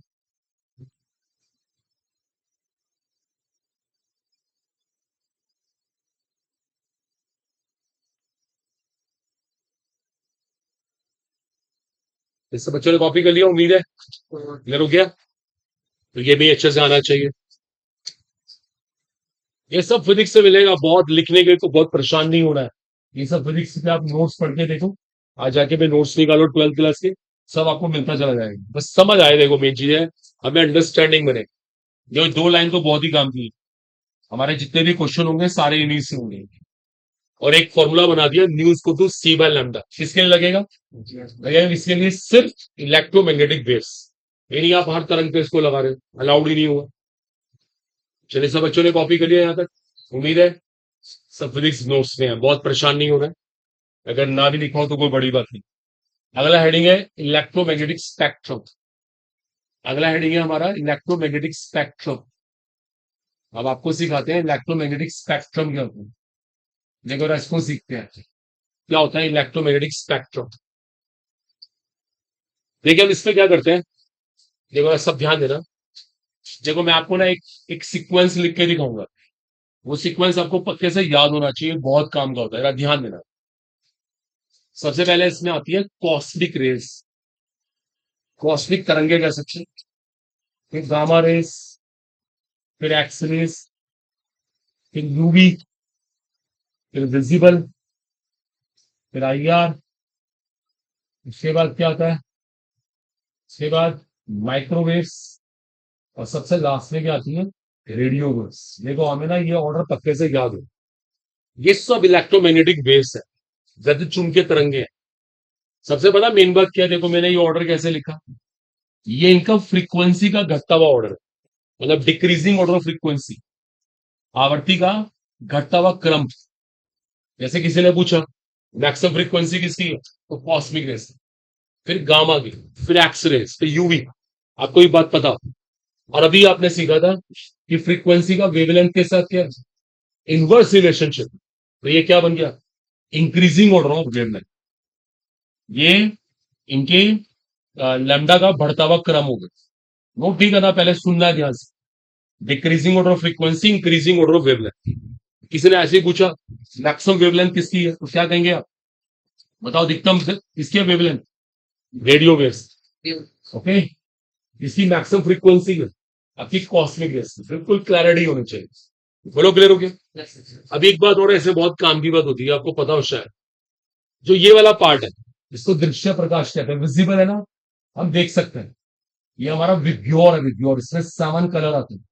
आपको पता होगा ये 7 रंग आते हैं इसमें, विग्योर, ये पता होना चाहिए हमें। किसी को पता है ये रेंज कहां से कहां तक होती है, ये होती है 400 से लेके 700 नैनोमीटर। ये वेवलेंथ याद कर लेना, बहुत काम आती है। यूवी की होती है 200 से लेके 400। ये आपको ना कुछ बातें याद भी होनी चाहिए, इसे क्वेश्चन करना बहुत आसान हो जाता है। किसी ने ऐसे पूछ लिया हम कहां से कहां तक की लाइट को देख सकते हैं, ये देखने के लिए ये वाली लाइट है, ध्यान रखें।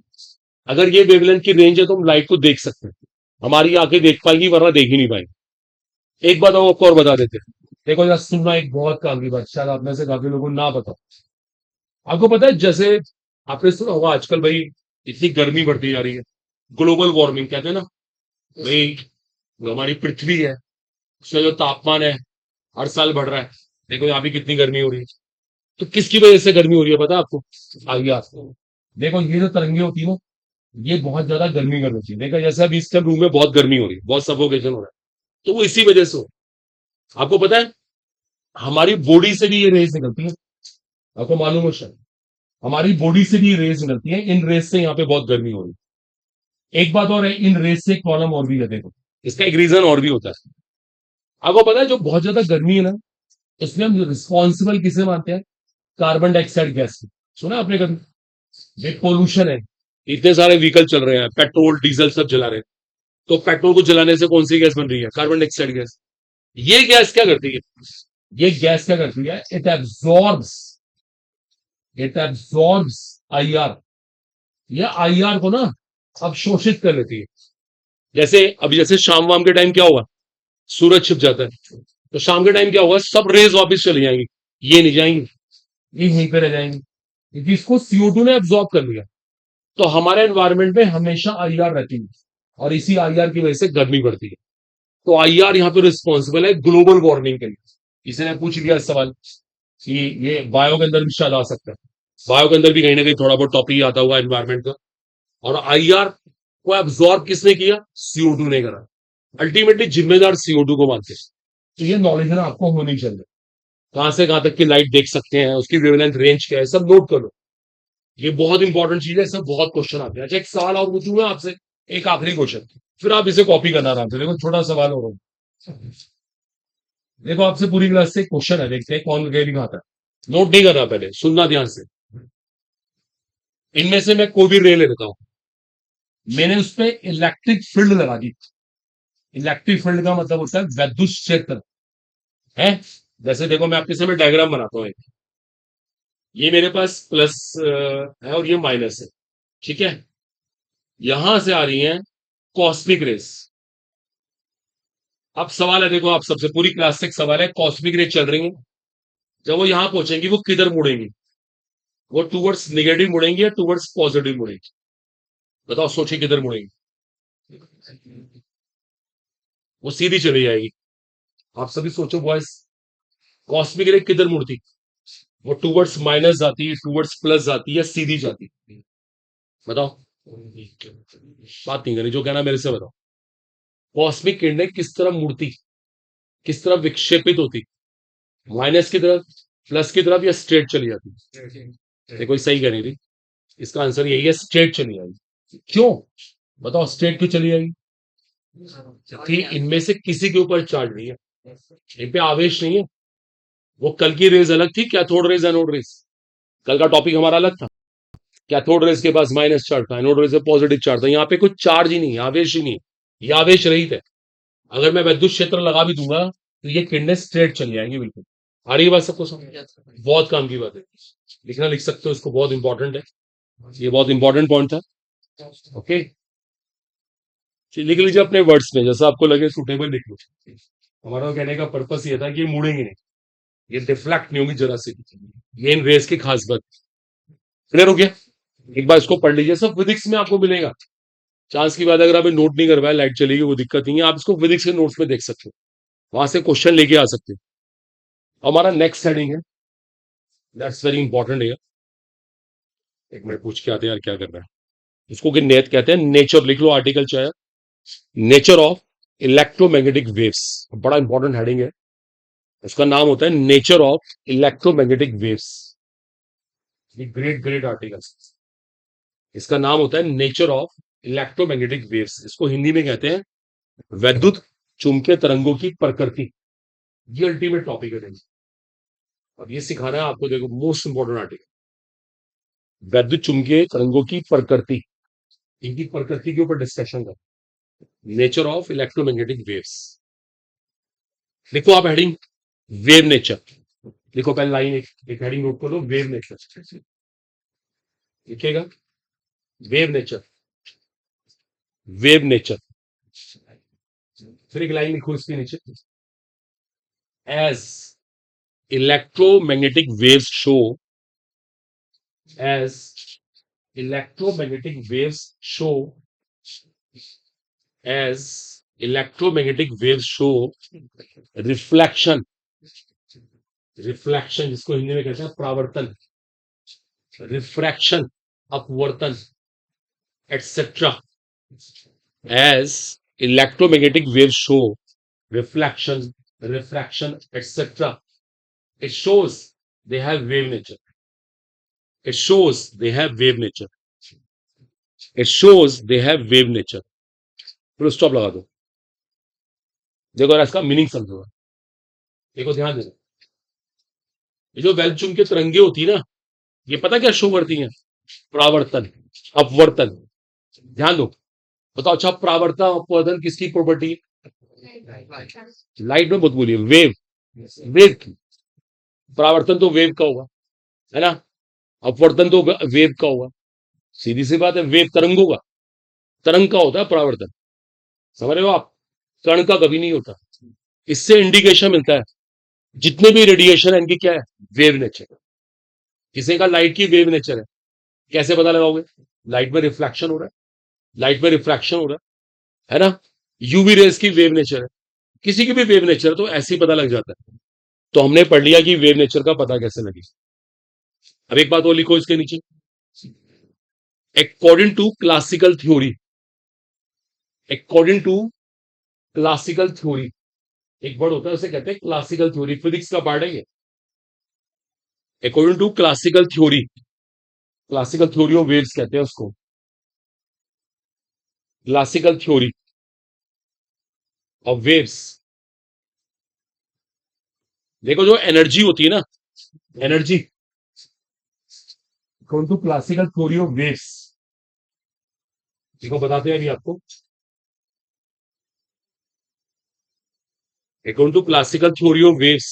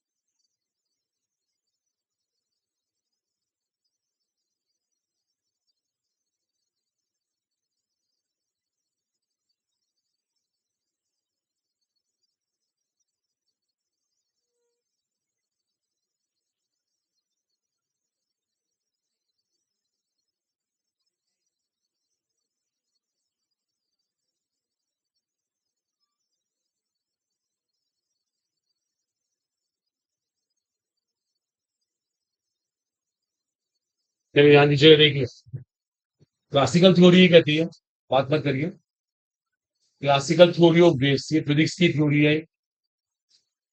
ये थ्योरी कहती है जो एनर्जी होती है ना, एनर्जी, वो इंटेंसिटी के डायरेक्टली प्रोपोर्शनल होती है। देखो ध्यान देना, ई यहाँ पे एनर्जी है, जिसको ऊर्जा कहते हैं, ऊर्जा, और आई यहाँ पे क्या है, इंटेंसिटी। आई को हम कहते हैं इंटेंसिटी, इसको हिंदी में तीव्रता कहते हैं। ये इंटेंसिटी के डायरेक्टली प्रोपोर्शनल होती है। आप भी लिख सकते हैं, इसको लिख लीजिए, according to classical theory of waves, ये वेव्स की क्लासिकल थ्योरी से पता लगा हमें कि जो एनर्जी है, जो ऊर्जा है, वो तीव्रता के डायरेक्टली प्रोपोर्शनल है, इंटेंसिटी के समानुपाती है। ठीक है, जितनी इंटेंसिटी ज्यादा, एनर्जी ज्यादा, जितनी इंटेंसिटी कम, उतनी एनर्जी कम। इसे कहते हैं classical theory of waves. Clear हो गया सबको? ठीक है, अब देखो ध्यान देना, देखो एक बहुत काम की बात, देखो जैसे मान लीजिए अभी हम बात करें सनलाइट, धूप की बात करते हैं। जैसे मान लीजिए अभी हम धूप में खड़े हैं, सबको पता है बहुत गर्मी लगेगी। किसी को पता है इस टाइम धूप की क्या खास बात है? अगर हम इस टाइम की बात करें 11 बजे, 11:30 बजे, इस टाइम को धूप में खड़ा नहीं हो सकता, क्यों? सुबह 8 बजे खड़ा हो सकता था। आप बताओ क्यों? इस टाइम धूप के अंदर बहुत ज्यादा क्या है? तीव्रता है, इंटेंसिटी, फैक्ट है। सोच के देखो, अभी 2 मिनट लाइट के देखो, मैं आप खड़े बैठ नहीं पा रहे थे, वो बाहर धूप में खड़ा कर दे तो बहुत मुश्किल हो जाए किसी के लिए भी, क्यों? इस टाइम ना धूप के अंदर मैक्सिमम तीव्रता है, मैक्सिमम तीव्रता, मैक्सिमम इंटेंसिटी। अभी हम इसकी प्रॉपर डेफिनेशन पढ़ेंगे। मान लीजिए इसी कमरे में हम क्या करते हैं, बहुत सारी लाइट ऑन कर दें, ऐसे 2-3 लाइट जल रही है, सब लाइट ऑन कर दें, तो भी यहाँ गर्मी लगेगी बहुत ज्यादा लाइट से भी गर्मी होगी। उसका रीजन होगा क्योंकि वहां इंटेंसिटी बढ़ जाएगी, तीव्रता बढ़ जाएगी। तो क्लासिकल थ्योरी एक बहुत पुरानी थ्योरी है। क्लासिकल थ्योरी ये कहती थी कि एनर्जी का इंटेंसिटी के साथ क्या है, डायरेक्ट रिलेशनशिप। देखो जो मैंने लिखा है ना, ये क्लासिकल थ्योरी के हिसाब से लिखा है, क्लासिकल थ्योरी ऑफ वेव्स। यहां तक क्लियर हुआ सबको? तो दिक्कत? ठीक है, एक बार इसको पढ़ के देखो, जो मैंने अभी बोला, जो मैंने कहा इसको रीडिंग करके देखो सभी। अब यहीं से टॉपिक हमारा टर्न हो जाएगा, बहुत पढ़ के देखिए।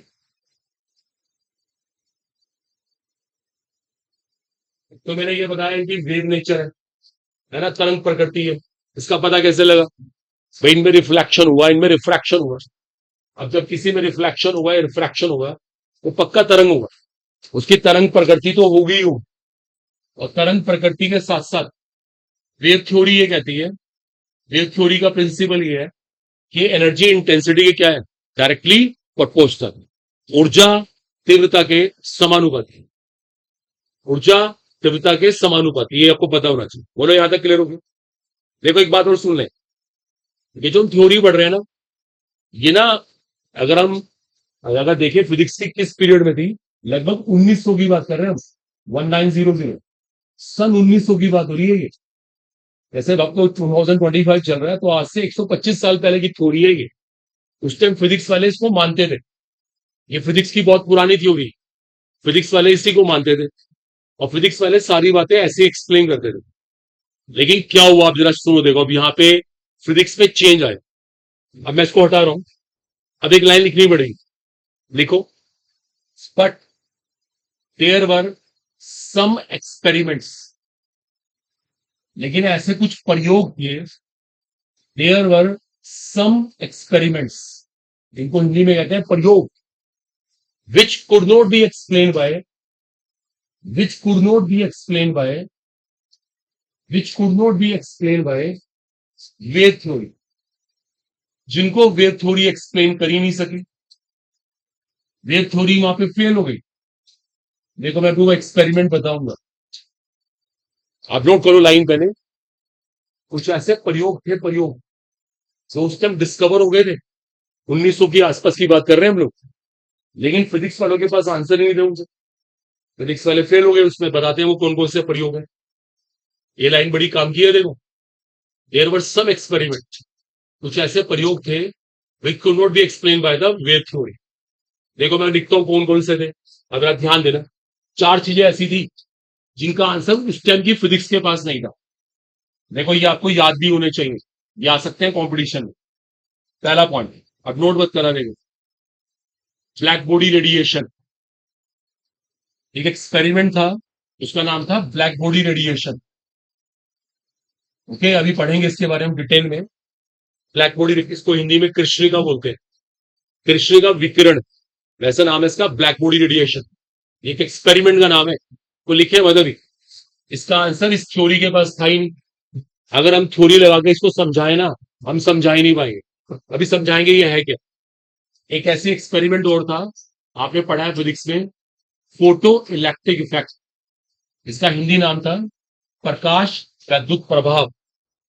कोई बच्चे लिखने में बिजी है, मैं बारह मना करता हूं, पहले सुन लीजिए, सुन लीजिए।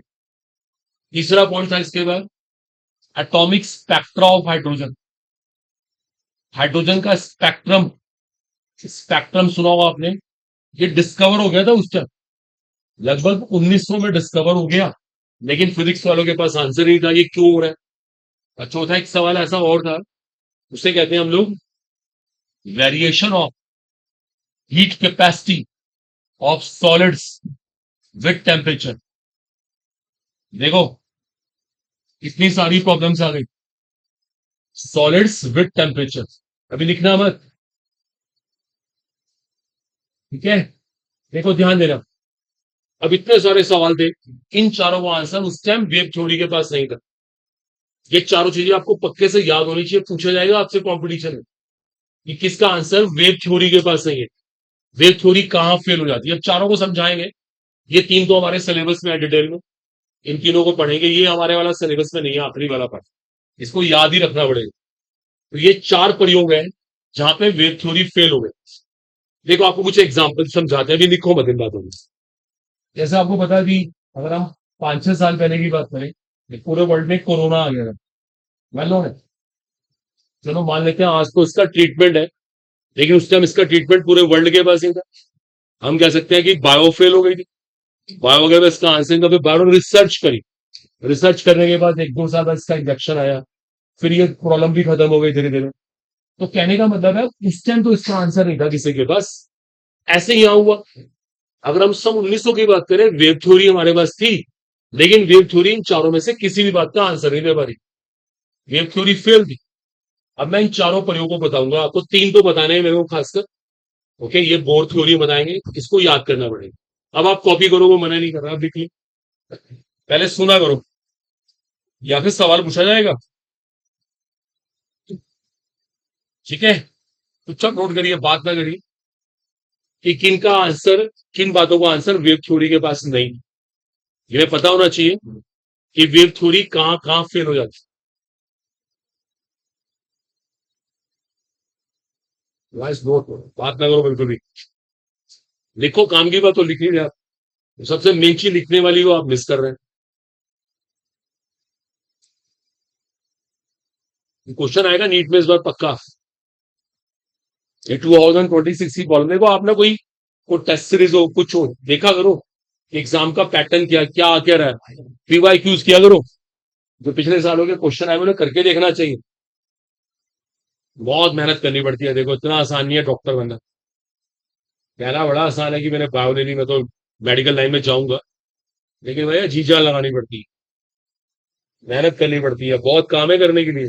बुक से पढ़ना भी है, बुक के क्वेश्चन भी करने हैं, पीवाई क्यूज भी करने हैं, कुछ बातों को मेमोराइज करना पड़ता है, कोई ये बातें चारों मेमोराइज कर लो। Black body radiation, photoelectric effect, atomic spectra of hydrogen, variation of heat capacity of solids with temperature, ये सब एनसीईआरटी में आपको लिखा मिल सकता है, आप वहां से भी देख सकते हैं। तो ये चार प्रयोग थे जिनका आंसर वेव थ्योरी के पास नहीं था। वेव थ्योरी यहां पे फेल हो गई। ठीक है, अब देखो इन सबको पढ़ते हैं, पता लगाते हैं वेव थ्योरी फेल क्यों हुई। चलिए करें स्टार्ट। ठीक है, हटाएं इसको, नोट कर लिया। चलिए अब शुरू करते हैं। हमारा पहला टॉपिक है black body radiation. Black body radiation, इसको हिंदी में कहते हैं कृष्णिका विकिरण। इसका हिंदी नेम है कृष्णिका विकिरण, वैसे इसका नाम है ब्लैक बॉडी रेडिएशन। देखो अब इसकी शुरुआत करते हैं, ब्लैक बॉडी रेडिएशन क्या होता है, यह प्रयोग क्या आता है उसको सीखते हैं। देखो पहले एक सवाल है कि ब्लैक बॉडी क्या होती है, फिजिक्स के हिसाब से ब्लैक बॉडी किसको बोलते हैं। देखो सब ध्यान देना, आपको पता होगा एक ब्लैक कलर की खास बात क्या होती है।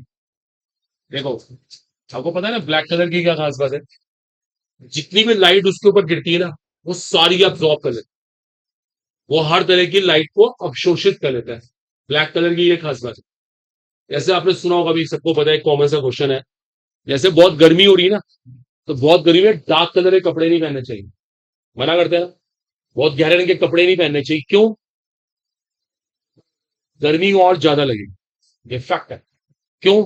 डार्क कलर क्या करेगा, आप मान लीजिए आपने कोई ब्लैक कलर की शर्ट पहन के आप बाहर चले गए, जितनी भी सन से रेज आएंगी ना, वो ब्लैक कलर सारी अब्सॉर्ब करेगा, सारी अवशोषित कर देगा, और वो आपको बॉडी को ट्रांसफर करेगा, नेचुरली गर्मी लगेगी।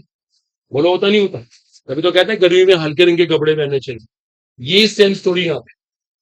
ब्लैक बॉडी पता किसे कहते हैं, फिजिक्स का पार्ट है ये। फिजिक्स में ब्लैक बॉडी क्या होती है, एक ऐसी चीज, एक ऐसा ऑब्जेक्ट जो क्या करता है, जो 100% लाइट को एब्जॉर्ब कर लेता है, जितनी भी लाइट उस पर गिर रही है वो सारी एब्जॉर्ब कर लेगा। एक बात और है, सारी वो अपने में से निकाल भी सकता है, दैट्स इंपॉर्टेंट। जब आप उसे गर्म करेंगे वो सारी रेज निकाल भी देगा। उसे कहते हैं 100% एब्जॉर्बर, 100% एमिटर। 100% तो वो उत्सर्जक है, और 100% वो अवशोषित करने वाला है। जितनी भी लाइट गिरी, सारी अब्सॉर्ब कर ली या सारी एमिट कर दी। लिखो एक line, an object, an object मतलब कोई पदार्थ ऐसा, कोई भी वस्तु which is 100% absorber, 100% absorber and 100% emitter of light. 100% absorber and 100% emitter of light. इसका मतलब ये होता है, वो 100% तो एब्जॉर्बर होता है, और 100% क्या होता है, अवशोषक, है ना। उत्सर्जक, अवशोषक, एब्जॉर्बर एंड एमिटर। तो ये डार्क कलर की खास बात है, गर्म भी जल्दी होगा और ठंडा भी जल्दी होगा, ऐसे कह सकते हैं। चलिए यहां तक क्लियर हो गया। तो ब्लैक बॉडी का मतलब यही होता है। देखिए लेकिन सुनिएगा, अब ये जो ब्लैक बॉडी की डेफिनेशन आपको लिखवाई ना, ये ना एक काल्पनिक कॉन्सेप्ट है, काल्पनिक। समझते हो ना, काल्पनिक, इमेजनरी। क्या होता है इमेजनरी? इसको हम किताबों में पढ़ते हैं, प्रैक्टिकल लाइफ में हो ही नहीं सकता, क्योंकि प्रैक्टिकल लाइफ में कोई भी चीज 100% नहीं होती है। समझ रहे हो आप? भाई जैसे मान लीजिए आप, कोई आपसे बोले, ध्यान दो सब लोग, हम ब्लैक कलर की बात करते हैं, भाई असली ब्लैक कलर कौन है? तो आपको बताऊं, असली ब्लैक कलर कोई भी नहीं मिलेगा आपको, क्योंकि कोई भी 100% लाइट को एब्जॉर्ब ही नहीं करेगा, थोड़ी बहुत लाइट वो रिफ्लेक्ट करेगा। तो ये हमारा एक इमेजनरी कॉन्सेप्ट है, लिख लो आप, it is an imaginary concept. इसको हिंदी में कहते हैं काल्पनिक। काल्पनिक हमारा कॉन्सेप्ट है ये सही नहीं है, ध्यान रखना, इमेजनरी कॉन्सेप्ट। ठीक है, अब आपको सिखाते हैं ब्लैक बॉडी कैसे बनेगी। एक मिनट प्लीज, इसको पढ़ना आप लोग, इसको पढ़ लीजिए, अभी कराते हैं आगे।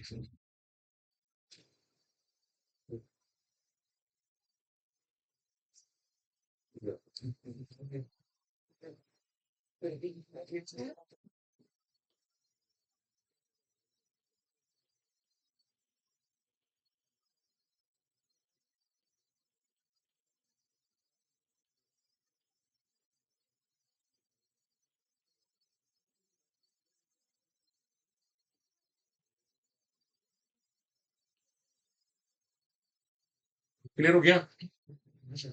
तो ये हमारा कॉन्सेप्ट कैसा है? टोटल काल्पनिक है, इमेजनरी है।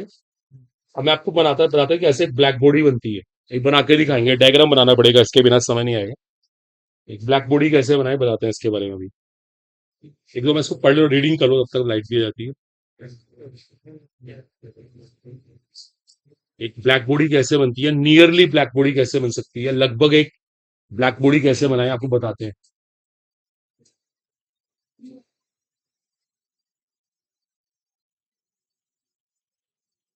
लेकिन नियरली ब्लैक बॉडी कैसे बनती है, अभी आपको इसकी केमिस्ट्री सिखाते हैं कि ब्लैक बॉडी कैसे बनाए। अच्छा, कीबोर्ड कैसे लिखना पड़ेगा।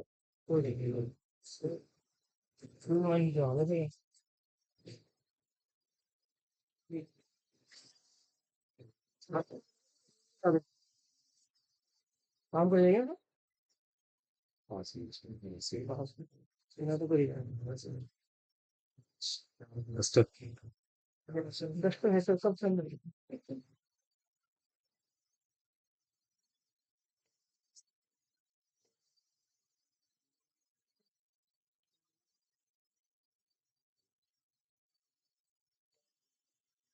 पन्ना बनवाती हाँ हाँ।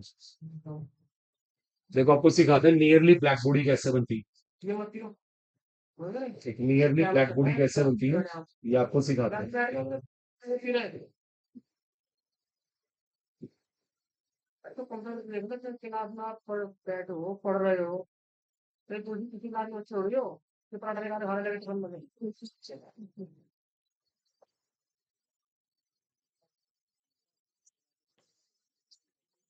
ठीक है, देखिए नियरली ब्लैक बॉडी कैसे बनती है। बात मत करके देखो, हमने एक जैसे एक बॉल होती है ना, बॉल, एक इस तरह का ऑब्जेक्ट ले लिया, ऐसे करेंगे हम, होलो स्फीयर के अंदर से खाली है, बिल्कुल खोखला है। और हमने क्या करा, यहाँ पे छोटा सा ना एक छेद कर दिया, छोटा एक होल बना रखा है। और इसके अंदर ना हमने ना डार्क कलर से पॉलिश कर दिया। देखो अंदर ना हमने जैसे ब्लैक कलर से पॉलिश कर दिया। ऐसे सोच के देखो, मान लो ये कमरा ही है, हमने क्या करा, इसको पूरा ब्लैक कलर से पेंट कर दिया। इस कमरे को बिल्कुल ब्लैक कलर से पेंट कर दो। और सभी दरवाजे खिड़कियां टोटली बंद है, हल्का सा एक होल बना हुआ। देखो अब जैसे कि हमने बॉल बनाई ना, इस तरह की ये ब्लैक बॉडी बन जाएगी। लोग कैसे, देखो समझाता हूँ मैं। देखो ये होल हमने इसलिए बनाया, यहाँ से एक रे आई, ये किरणें आई, ये किरणें आके यहाँ पे टकराई, और हमने यहाँ ब्लैक कलर से पॉलिश कर रखी है। तो ये ब्लैक कलर क्या करेगा, इसको एब्जॉर्ब कर लेगा, अवशोषित कर लेगा। सुनो, थोड़ा बहुत रिफ्लेक्ट भी करेगा, लेकिन वो यहाँ पे टकराएगी, फिर वो यहाँ एब्जॉर्ब हो जाएगी। थोड़ा बहुत रिफ्लेक्ट भी करेगा, फिर यहाँ एब्जॉर्ब होगी, फिर रिफ्लेक्ट। ऐसे करने से पता क्या हुआ, ये किरणें अंदर घूमती रह जाएगी, ये किरणें बाहर निकल ही नहीं पाएगी। इस टाइम हम कह सकते हैं कि जो ये हमारी बॉल थी, ये कैसे काम कर रही है, as a black body, nearly black body कह सकते हैं। ये कोई भी चीज 100% तो होती ही नहीं, 100% तो ब्लैक बॉडी कुछ मिल ही नहीं सकती। ये नियरली ब्लैक बॉडी बन गई, क्योंकि इसने जितनी भी लाइट डाली गई सारी की सारी इसने अवशोषित कर ली, एब्जॉर्ब कर ली। अब सुनिए ध्यान से देखिए। अब देखो हमने क्या किया, देखो अपने टॉपिक किया जो सबसे मेन है, इसको ना हमने गर्म करना शुरू किया। अब देखो सब अटेंटिव हो जाओ। जैसे कोयला होता है, कोयला, कोयला को हमने गर्म करना शुरू किया। अब कोयले को गर्म करने से क्या होता है, कोयले को गर्म करने से क्या होता है, कोयला को पहले बहुत देर तक गर्म करते रहो, है ना। देखिए पहले वो क्या करता रहता है, आपसे हीट लेता रहता है। आपने उसे गर्म किया ना, वो आपसे ऊष्मा लेता रहेगी। अब ऊष्मा लेने के बाद क्या हुआ, आधे घंटे के बाद, 1 घंटे के बाद क्या हुआ, वो अपने में से किरणें निकालेगा, है ना, पता है ना। जैसे अंगीठी में होता है, और वेल है, ओवन में होता है। बच्चे बात कर रहे हैं लोग, आप पीछे बोलो मत। सेम प्रिंसिपल यहाँ पर है। आपने इसे गर्म किया, पहले इसने बहुत सारी हीट अब्सॉर्ब की, अब इसने अपने में से किरणें निकालनी शुरू कर दी। देखो आप, ये जो डायग्राम बना रहा हूं ना, इसका मतलब इसमें से किरणें निकल रही है। देखो ये किरणें निकल रही है, ये जो ब्लैक बॉडी है इसे गर्म किया, ये अपने में से क्या निकाल रहा है, किरणें निकाल रहा है, जैसे कोयले वाला केस है। अब जरा सुनो, देखो एक बहुत काम की है, हम ना यहाँ से टेम्परेचर बदलते रहते हैं, कभी ज्यादा गर्म कर रहे हैं, कभी कम गर्म कर रहे हैं, तापमान में परिवर्तन कर रहे हैं। बताओ टेम्परेचर बदलने से क्या हुआ, क्या बदलेगी, ये जो है ना, ये किरणें, इनकी एनर्जी बदलेगी, इनकी ऊर्जा में अंतर आएगी। भाई आपने बहुत ज्यादा गर्म किया, ज्यादा एनर्जी आएगी, कम गर्म किया, कम एनर्जी आएगी। अब सुनो, एनर्जी का रिलेशनशिप किसके साथ था? इंटेंसिटी। अभी हमने पढ़ा। देखो अब यहाँ पे क्या होना चाहिए, सब बच्चे देखो ध्यान सुनो, बड़ी काम की बात। ये किरणें यहां से निकल रही हैं, मान लेते हैं किरणें ऑरेंज कलर की, नारंगी रंग की किरणें निकलती हैं। पता क्या होगा? जब टेम्परेचर ज्यादा करोगे तो एनर्जी बढ़ेगी। एनर्जी बढ़ने से क्या बढ़नी चाहिए? इसका मतलब ये जो ऑरेंज किरणें निकलेंगी ना, पता है ज्यादा इंटेंसिटी का मतलब क्या है? ज्यादा गहरी निकलेंगी, बहुत गाढ़ी इसे बोलते हैं। रेज आ रही है ऑरेंज कलर की, बहुत गाढ़ी। अच्छा, टेम्परेचर कम करने से क्या हो? एनर्जी कम हो गई, इंटेंसिटी कम हो गई। तो अब ऑरेंज कलर की किरणें कैसे निकलेंगी? हल्की निकलेंगी। निकलेंगी ऑरेंज कलर की, वो कभी गहरी होंगी, कभी मॉडरेट होगी, कभी लाइट होंगी, होंगी एक ही कलर की। बोलो होगा नहीं होगा? जैसे मान लेते हैं ये किरणें ग्रीन कलर की निकल रही हैं, तो कभी हरा रंग बहुत गहरा होगा, कभी हल्का होगा, कभी मीडियम होगा, कभी कुछ, लेकिन रहेगा हरा ही। बोलो बात सही है? अब सुनिए, ऐसा प्रैक्टिकली होता ही नहीं। जब कोयले को गर्म करते हैं तो किरणें अलग अलग रंग की निकलती हैं। कभी वो लाल होती हैं, कभी वो ऑरेंज होती हैं, कभी वो येलो होती हैं, कभी वॉयलेट होती है, रंग ही बदलता रहता है। रंग बदलने का मतलब ये हुआ हमारा ये फॉर्मूला गलत हो गया। सुन लो, क्लासिकल थ्योरी गलत हो गई। अगर क्लासिकल थ्योरी ऑफ फिजिक्स सही होती, क्लासिकल थ्योरी ऑफ वेव सही होती, तो इसके फॉर्मूले के हिसाब से कलर एक ही रहता, सिर्फ क्या बदलती? तीव्रता बदलती, इंटेंसिटी बदलती। लेकिन यहाँ तो कलर ही बदल गया। कलर बदलने का मतलब है कि फॉर्मूला रॉन्ग। बोलो क्लियर हुआ? देखो सब समझने की कोशिश करो, ये मैं आपको आज से बहुत पुरानी फिजिक्स की बात कर रहा हूँ, 125 ईयर्स बैक, 125 साल पहले की बात है। फिजिक्स वाला के पास इसका आंसर नहीं था, कलर क्यों बदल रहा। वो खुद कंफ्यूज थे, वो कह रहे थे हमारा फॉर्मूला ये है, और इस फॉर्मूले को लगाने से ये पता लगा कलर एक ही रहता, कलर की सिर्फ इंटेंसिटी बदल। तो ये फॉर्मूला यहाँ पे फेल हो गया, ये फॉर्मूले के पास आंसर ही नहीं। बोलो फाइनल हुआ? देखो ये क्वेश्चन बनता है आपके लिए, नीट के लिए बहुत अच्छा क्वेश्चन बनेगा कि ब्लैक बॉडी रेडिएशन एक ऐसा एक्सपेरिमेंट है, एक ऐसा प्रयोग है जिसका उत्तर, इसका आंसर क्लासिकल थ्योरी के पास नहीं है। आया सबको समझ? लिखो जरा इसको, बनाओ। मैं बोल देता हूँ इसके बारे में क्या कहना चाहता हूँ।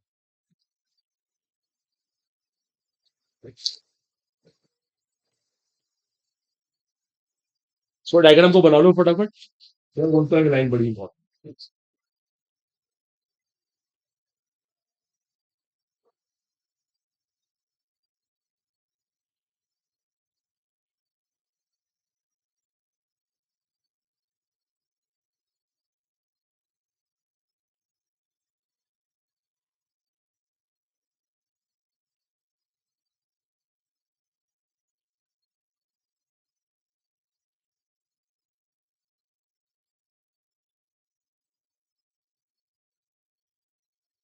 डायग्राम बना लीजिए, और ये नियरली ब्लैक बॉडी है, हम कह सकते हैं लगभग ये एक ब्लैक बॉडी की तरह कार्य कर रही है।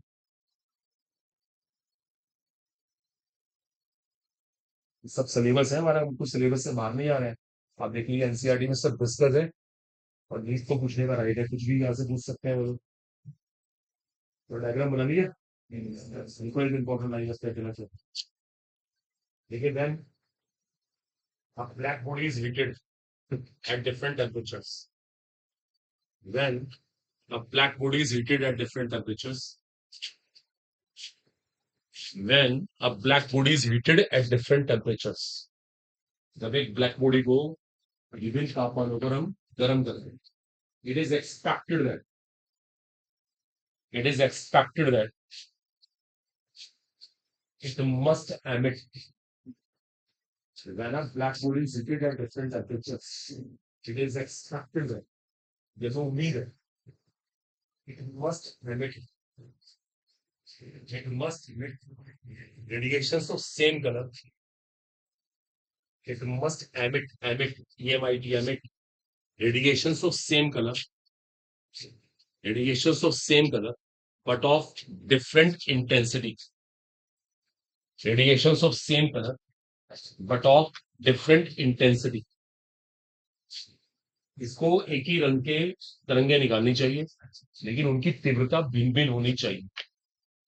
दोबारा सुन लो, when a black body is heated at different temperatures, it is expected that it must emit radiations of same color but of different intensity.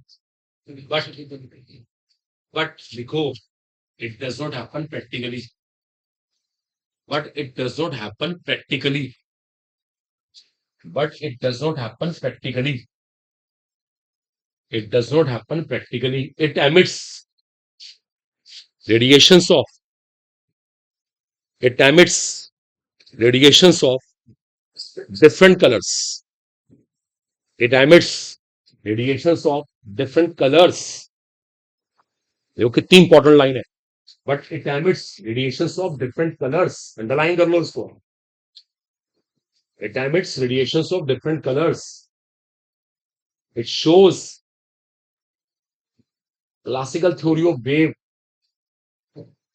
Classical theory of wave has no answer for this experiment.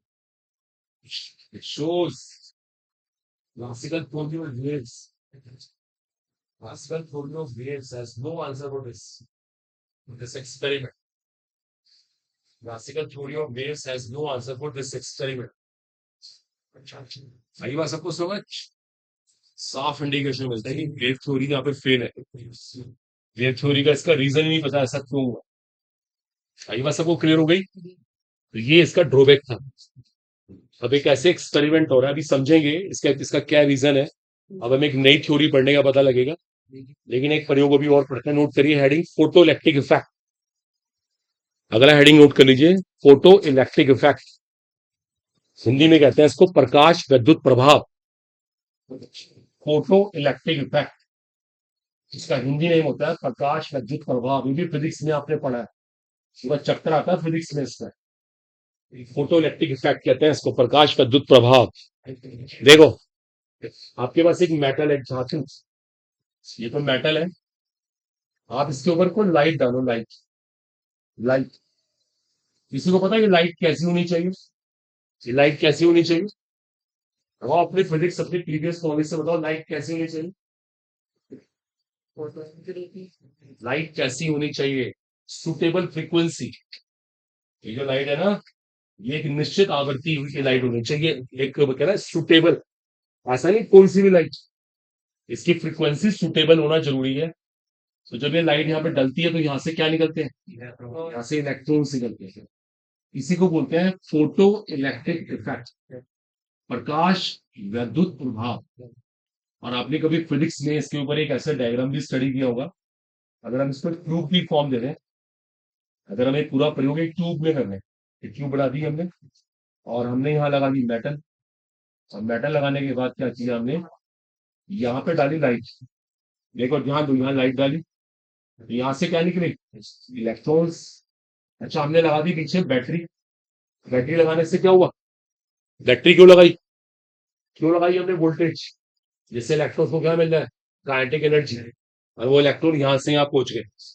और जब वो यहाँ से यहाँ पहुंचेंगे, वो इस तार में घूमना शुरू कर देंगे. तो क्या प्रोड्यूस हो गया? क्या प्रोड्यूस हो गया? करंट प्रोड्यूस हो गई. तभी तो इसका नाम क्या है? फोटो इलेक्ट्रिक इफेक्ट, प्रकाश विद्युत प्रभाव. आप प्रकाश की सहायता से इलेक्ट्रिसिटी प्रोड्यूस कर रहे हो, करंट प्रोड्यूस कर रहे हो. ये भी टॉपिक वेल नोन है, करेंगे इसको डिटेल में डिस्कस. नोट कर लो. ये डायग्राम बना दो. ये डायग्राम बना दो. ये भी फिजिक्स में हमने पढ़ा हो. चीजें अगर आप फिजिक्स नोट से पढ़ के आए ना, मैं सीधा क्वेश्चन बना सकता हूँ. है ऐसा पॉसिबल कि आप अपने 12th क्लास के नोट्स में से पढ़ के आओ? क्योंकि आपने फिजिक्स को डिटेल में पढ़ा हो.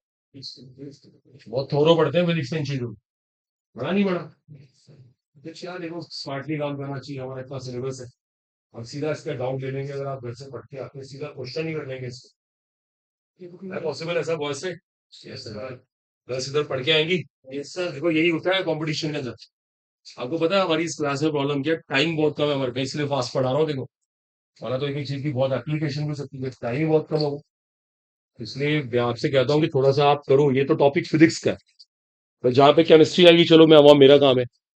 इसे कम से कम पढ़ के आओ अच्छे से. अपने फिजिक्स के नोट्स को पढ़ो और समझ के पढ़ो. आप वो नहीं है कि याद कर रहे हैं 11वीं 12वीं स्टाइल में. रटना वटना कुछ नहीं है. एक चीज समझ नहीं है कि वर्ड क्लियर करना. और फिर हम इसको नेक्स्ट क्लास में डिस्कस कर लेंगे क्या हुआ इसके में. अब आपको पता है इस एक्सपेरिमेंट की 4 ऑब्जर्वेशन होती थी. वो ऑब्जर्वेशन किसी को याद है? अगर लाइट की फ्रीक्वेंसी एक सुटेबल फ्रीक्वेंसी से कम कर दो तो इलेक्ट्रॉन निकलते ही नहीं थे. क्या नाम था उस फ्रीक्वेंसी का? थ्रेशोल्ड फ्रीक्वेंसी, देली आवृत्ति कहते थे उसको. याद करो. अगर प्रकाश की आवृत्ति एक निश्चित आवृत्ति से कम होती थी, इलेक्ट्रॉन निकलते ही नहीं थे। वेल नोन है। अगर मैं ऐसे कह दूं कि new less than new not, तो इलेक्ट्रॉन निकलना बंद कर देते थे। जैसे छोटी सी बात है, भाई हम नीट एग्जाम दे रहे हैं, 720 मार्क्स का एग्जाम है, हम ऐसे मान लेते हैं कि 600 नंबर पे हमारा सिलेक्शन है। अगर 600 से एक भी नंबर किसी से कम रह गया तो वो नीट वाले उसको फेल मानेंगे, चाहे उसके 599 भी आ रहे। ऐसे ही हमारे साथ है। अगर लाइट की फ्रीक्वेंसी एक खास फ्रीक्वेंसी से कम हो गई तो इलेक्ट्रॉन निकलेंगे ही। ये पहली ऑब्जर्वेशन थी इस एक्सपेरिमेंट की। दूसरी ऑब्जर्वेशन ये थी, जो इलेक्ट्रॉन यहां से निकल रहे हैं उनकी काइनेटिक एनर्जी किस पर डिपेंड करती थी? फ्रीक्वेंसी की। काइनेटिक एनर्जी फ्रीक्वेंसी डिपेंडेंट है। नोट्स पढ़ो, इंटेलिजेंटली काम करो, 12th के नोट्स उठाओ, वहां पे सब मिलेगा, खासकर फिजिक्स। तीसरा पॉइंट था कि काइनेटिक एनर्जी इंटेंसिटी पे डिपेंड नहीं करती थी, अगर आपको याद हो। चौथा पॉइंट ये था कि जो यहां से इलेक्ट्रॉन निकलेंगे उनका नंबर किस पे डिपेंड करता था? इंटेंसिटी के ऊपर। देखो सुन लो, इस प्रयोग की 4 ऑब्जर्वेशन थी। लाइट नहीं निकली, इलेक्ट्रॉन नहीं निकलेंगे अगर इलेक्ट्रॉन की लाइट की फ्रीक्वेंसी एक पर्टिकुलर फ्रीक्वेंसी से कम होती है तो। दूसरा पॉइंट, जो इलेक्ट्रॉन निकल रहे हैं उनकी काइनेटिक एनर्जी फ्रीक्वेंसी पे डिपेंड कर रही है। तीसरा पॉइंट, जो इलेक्ट्रॉन निकल रहे हैं उनकी काइनेटिक एनर्जी इंटेंसिटी पे डिपेंड नहीं कर रही। और चौथा पॉइंट ये था कि जो नंबर ऑफ इलेक्ट्रॉन्स है वो इंटेंसिटी पे डिपेंड करेंगे। ये सारी बातें पता होनी चाहिए। देखिए अब सुनिए, अब ये 4 बातें मैंने बताई आपकी भी ओरल, ठीक है, आप इसको नोट्स में से पढ़ना। ये बताओ अच्छा मुझे, जैसे यहां से इलेक्ट्रॉन निकल रहे हैं, इलेक्ट्रॉन को निकालने में सारा काम कौन कर रहा है बताओ? एनर्जी। एनर्जी का रोल है, ऊर्जा का। एनर्जी कर रही है। अच्छा, एनर्जी किसके ऊपर डिपेंड कर रही है क्लासिकल थ्योरी के हिसाब से? इंटेंसिटी। तो इलेक्ट्रॉन निकलेंगे नहीं निकलेंगे किसके ऊपर डिपेंड करना चाहिए? इंटेंसिटी के ऊपर। इलेक्ट्रॉन की काइनेटिक एनर्जी किस पर डिपेंड करनी चाहिए? इंटेंसिटी के ऊपर। ऐसा हो ही नहीं रहा। इलेक्ट्रॉन का निकलना ना निकलना फ्रीक्वेंसी पे डिपेंड कर रहा है। काइनेटिक एनर्जी फ्रीक्वेंसी पे डिपेंड कर रही है। इंटेंसिटी का तो काम कहीं है ही नहीं। हाँ, आखिरी पॉइंट में सिर्फ इंटेंसिटी का ही है। इसका मतलब ये हुआ कि classical theory of physics wave यहां भी फेल हो रही है, क्योंकि वो तो कह रही है हर जगह इंटेंसिटी रिस्पॉन्सिबल है, जबकि ऐसा कहीं दिख ही नहीं रहा। यहाँ पे इंटेंसिटी रिस्पॉन्सिबल ना होकर कौन रिस्पॉन्सिबल आ रही है? फ्रीक्वेंसी। देखो अब इन सब चीजों को, अब सुनो, मैंने अब इसको शॉर्टकट में बताया, मैं लिखवा नहीं रहा हूँ। ये 4 ऑब्जर्वेशन आप अपने नोट्स में से लिख लेना। अब हम ना क्या करेंगे, देखो आज का हमारा टारगेट पूरा हुआ, टाइम भी हो गया। अब कल हम आते हैं, एक नई थ्योरी पढ़ेंगे, उसका नाम है प्लैंक्स क्वांटम थ्योरी। वो थ्योरी पढ़ने के बाद ये सारे प्रयोग आपको समझ आएंगे। वो बड़ी इंपॉर्टेंट थ्योरी है, कल उसके ऊपर लेक्चर होगा। आजकल इतना ही कर पाएंगे बस।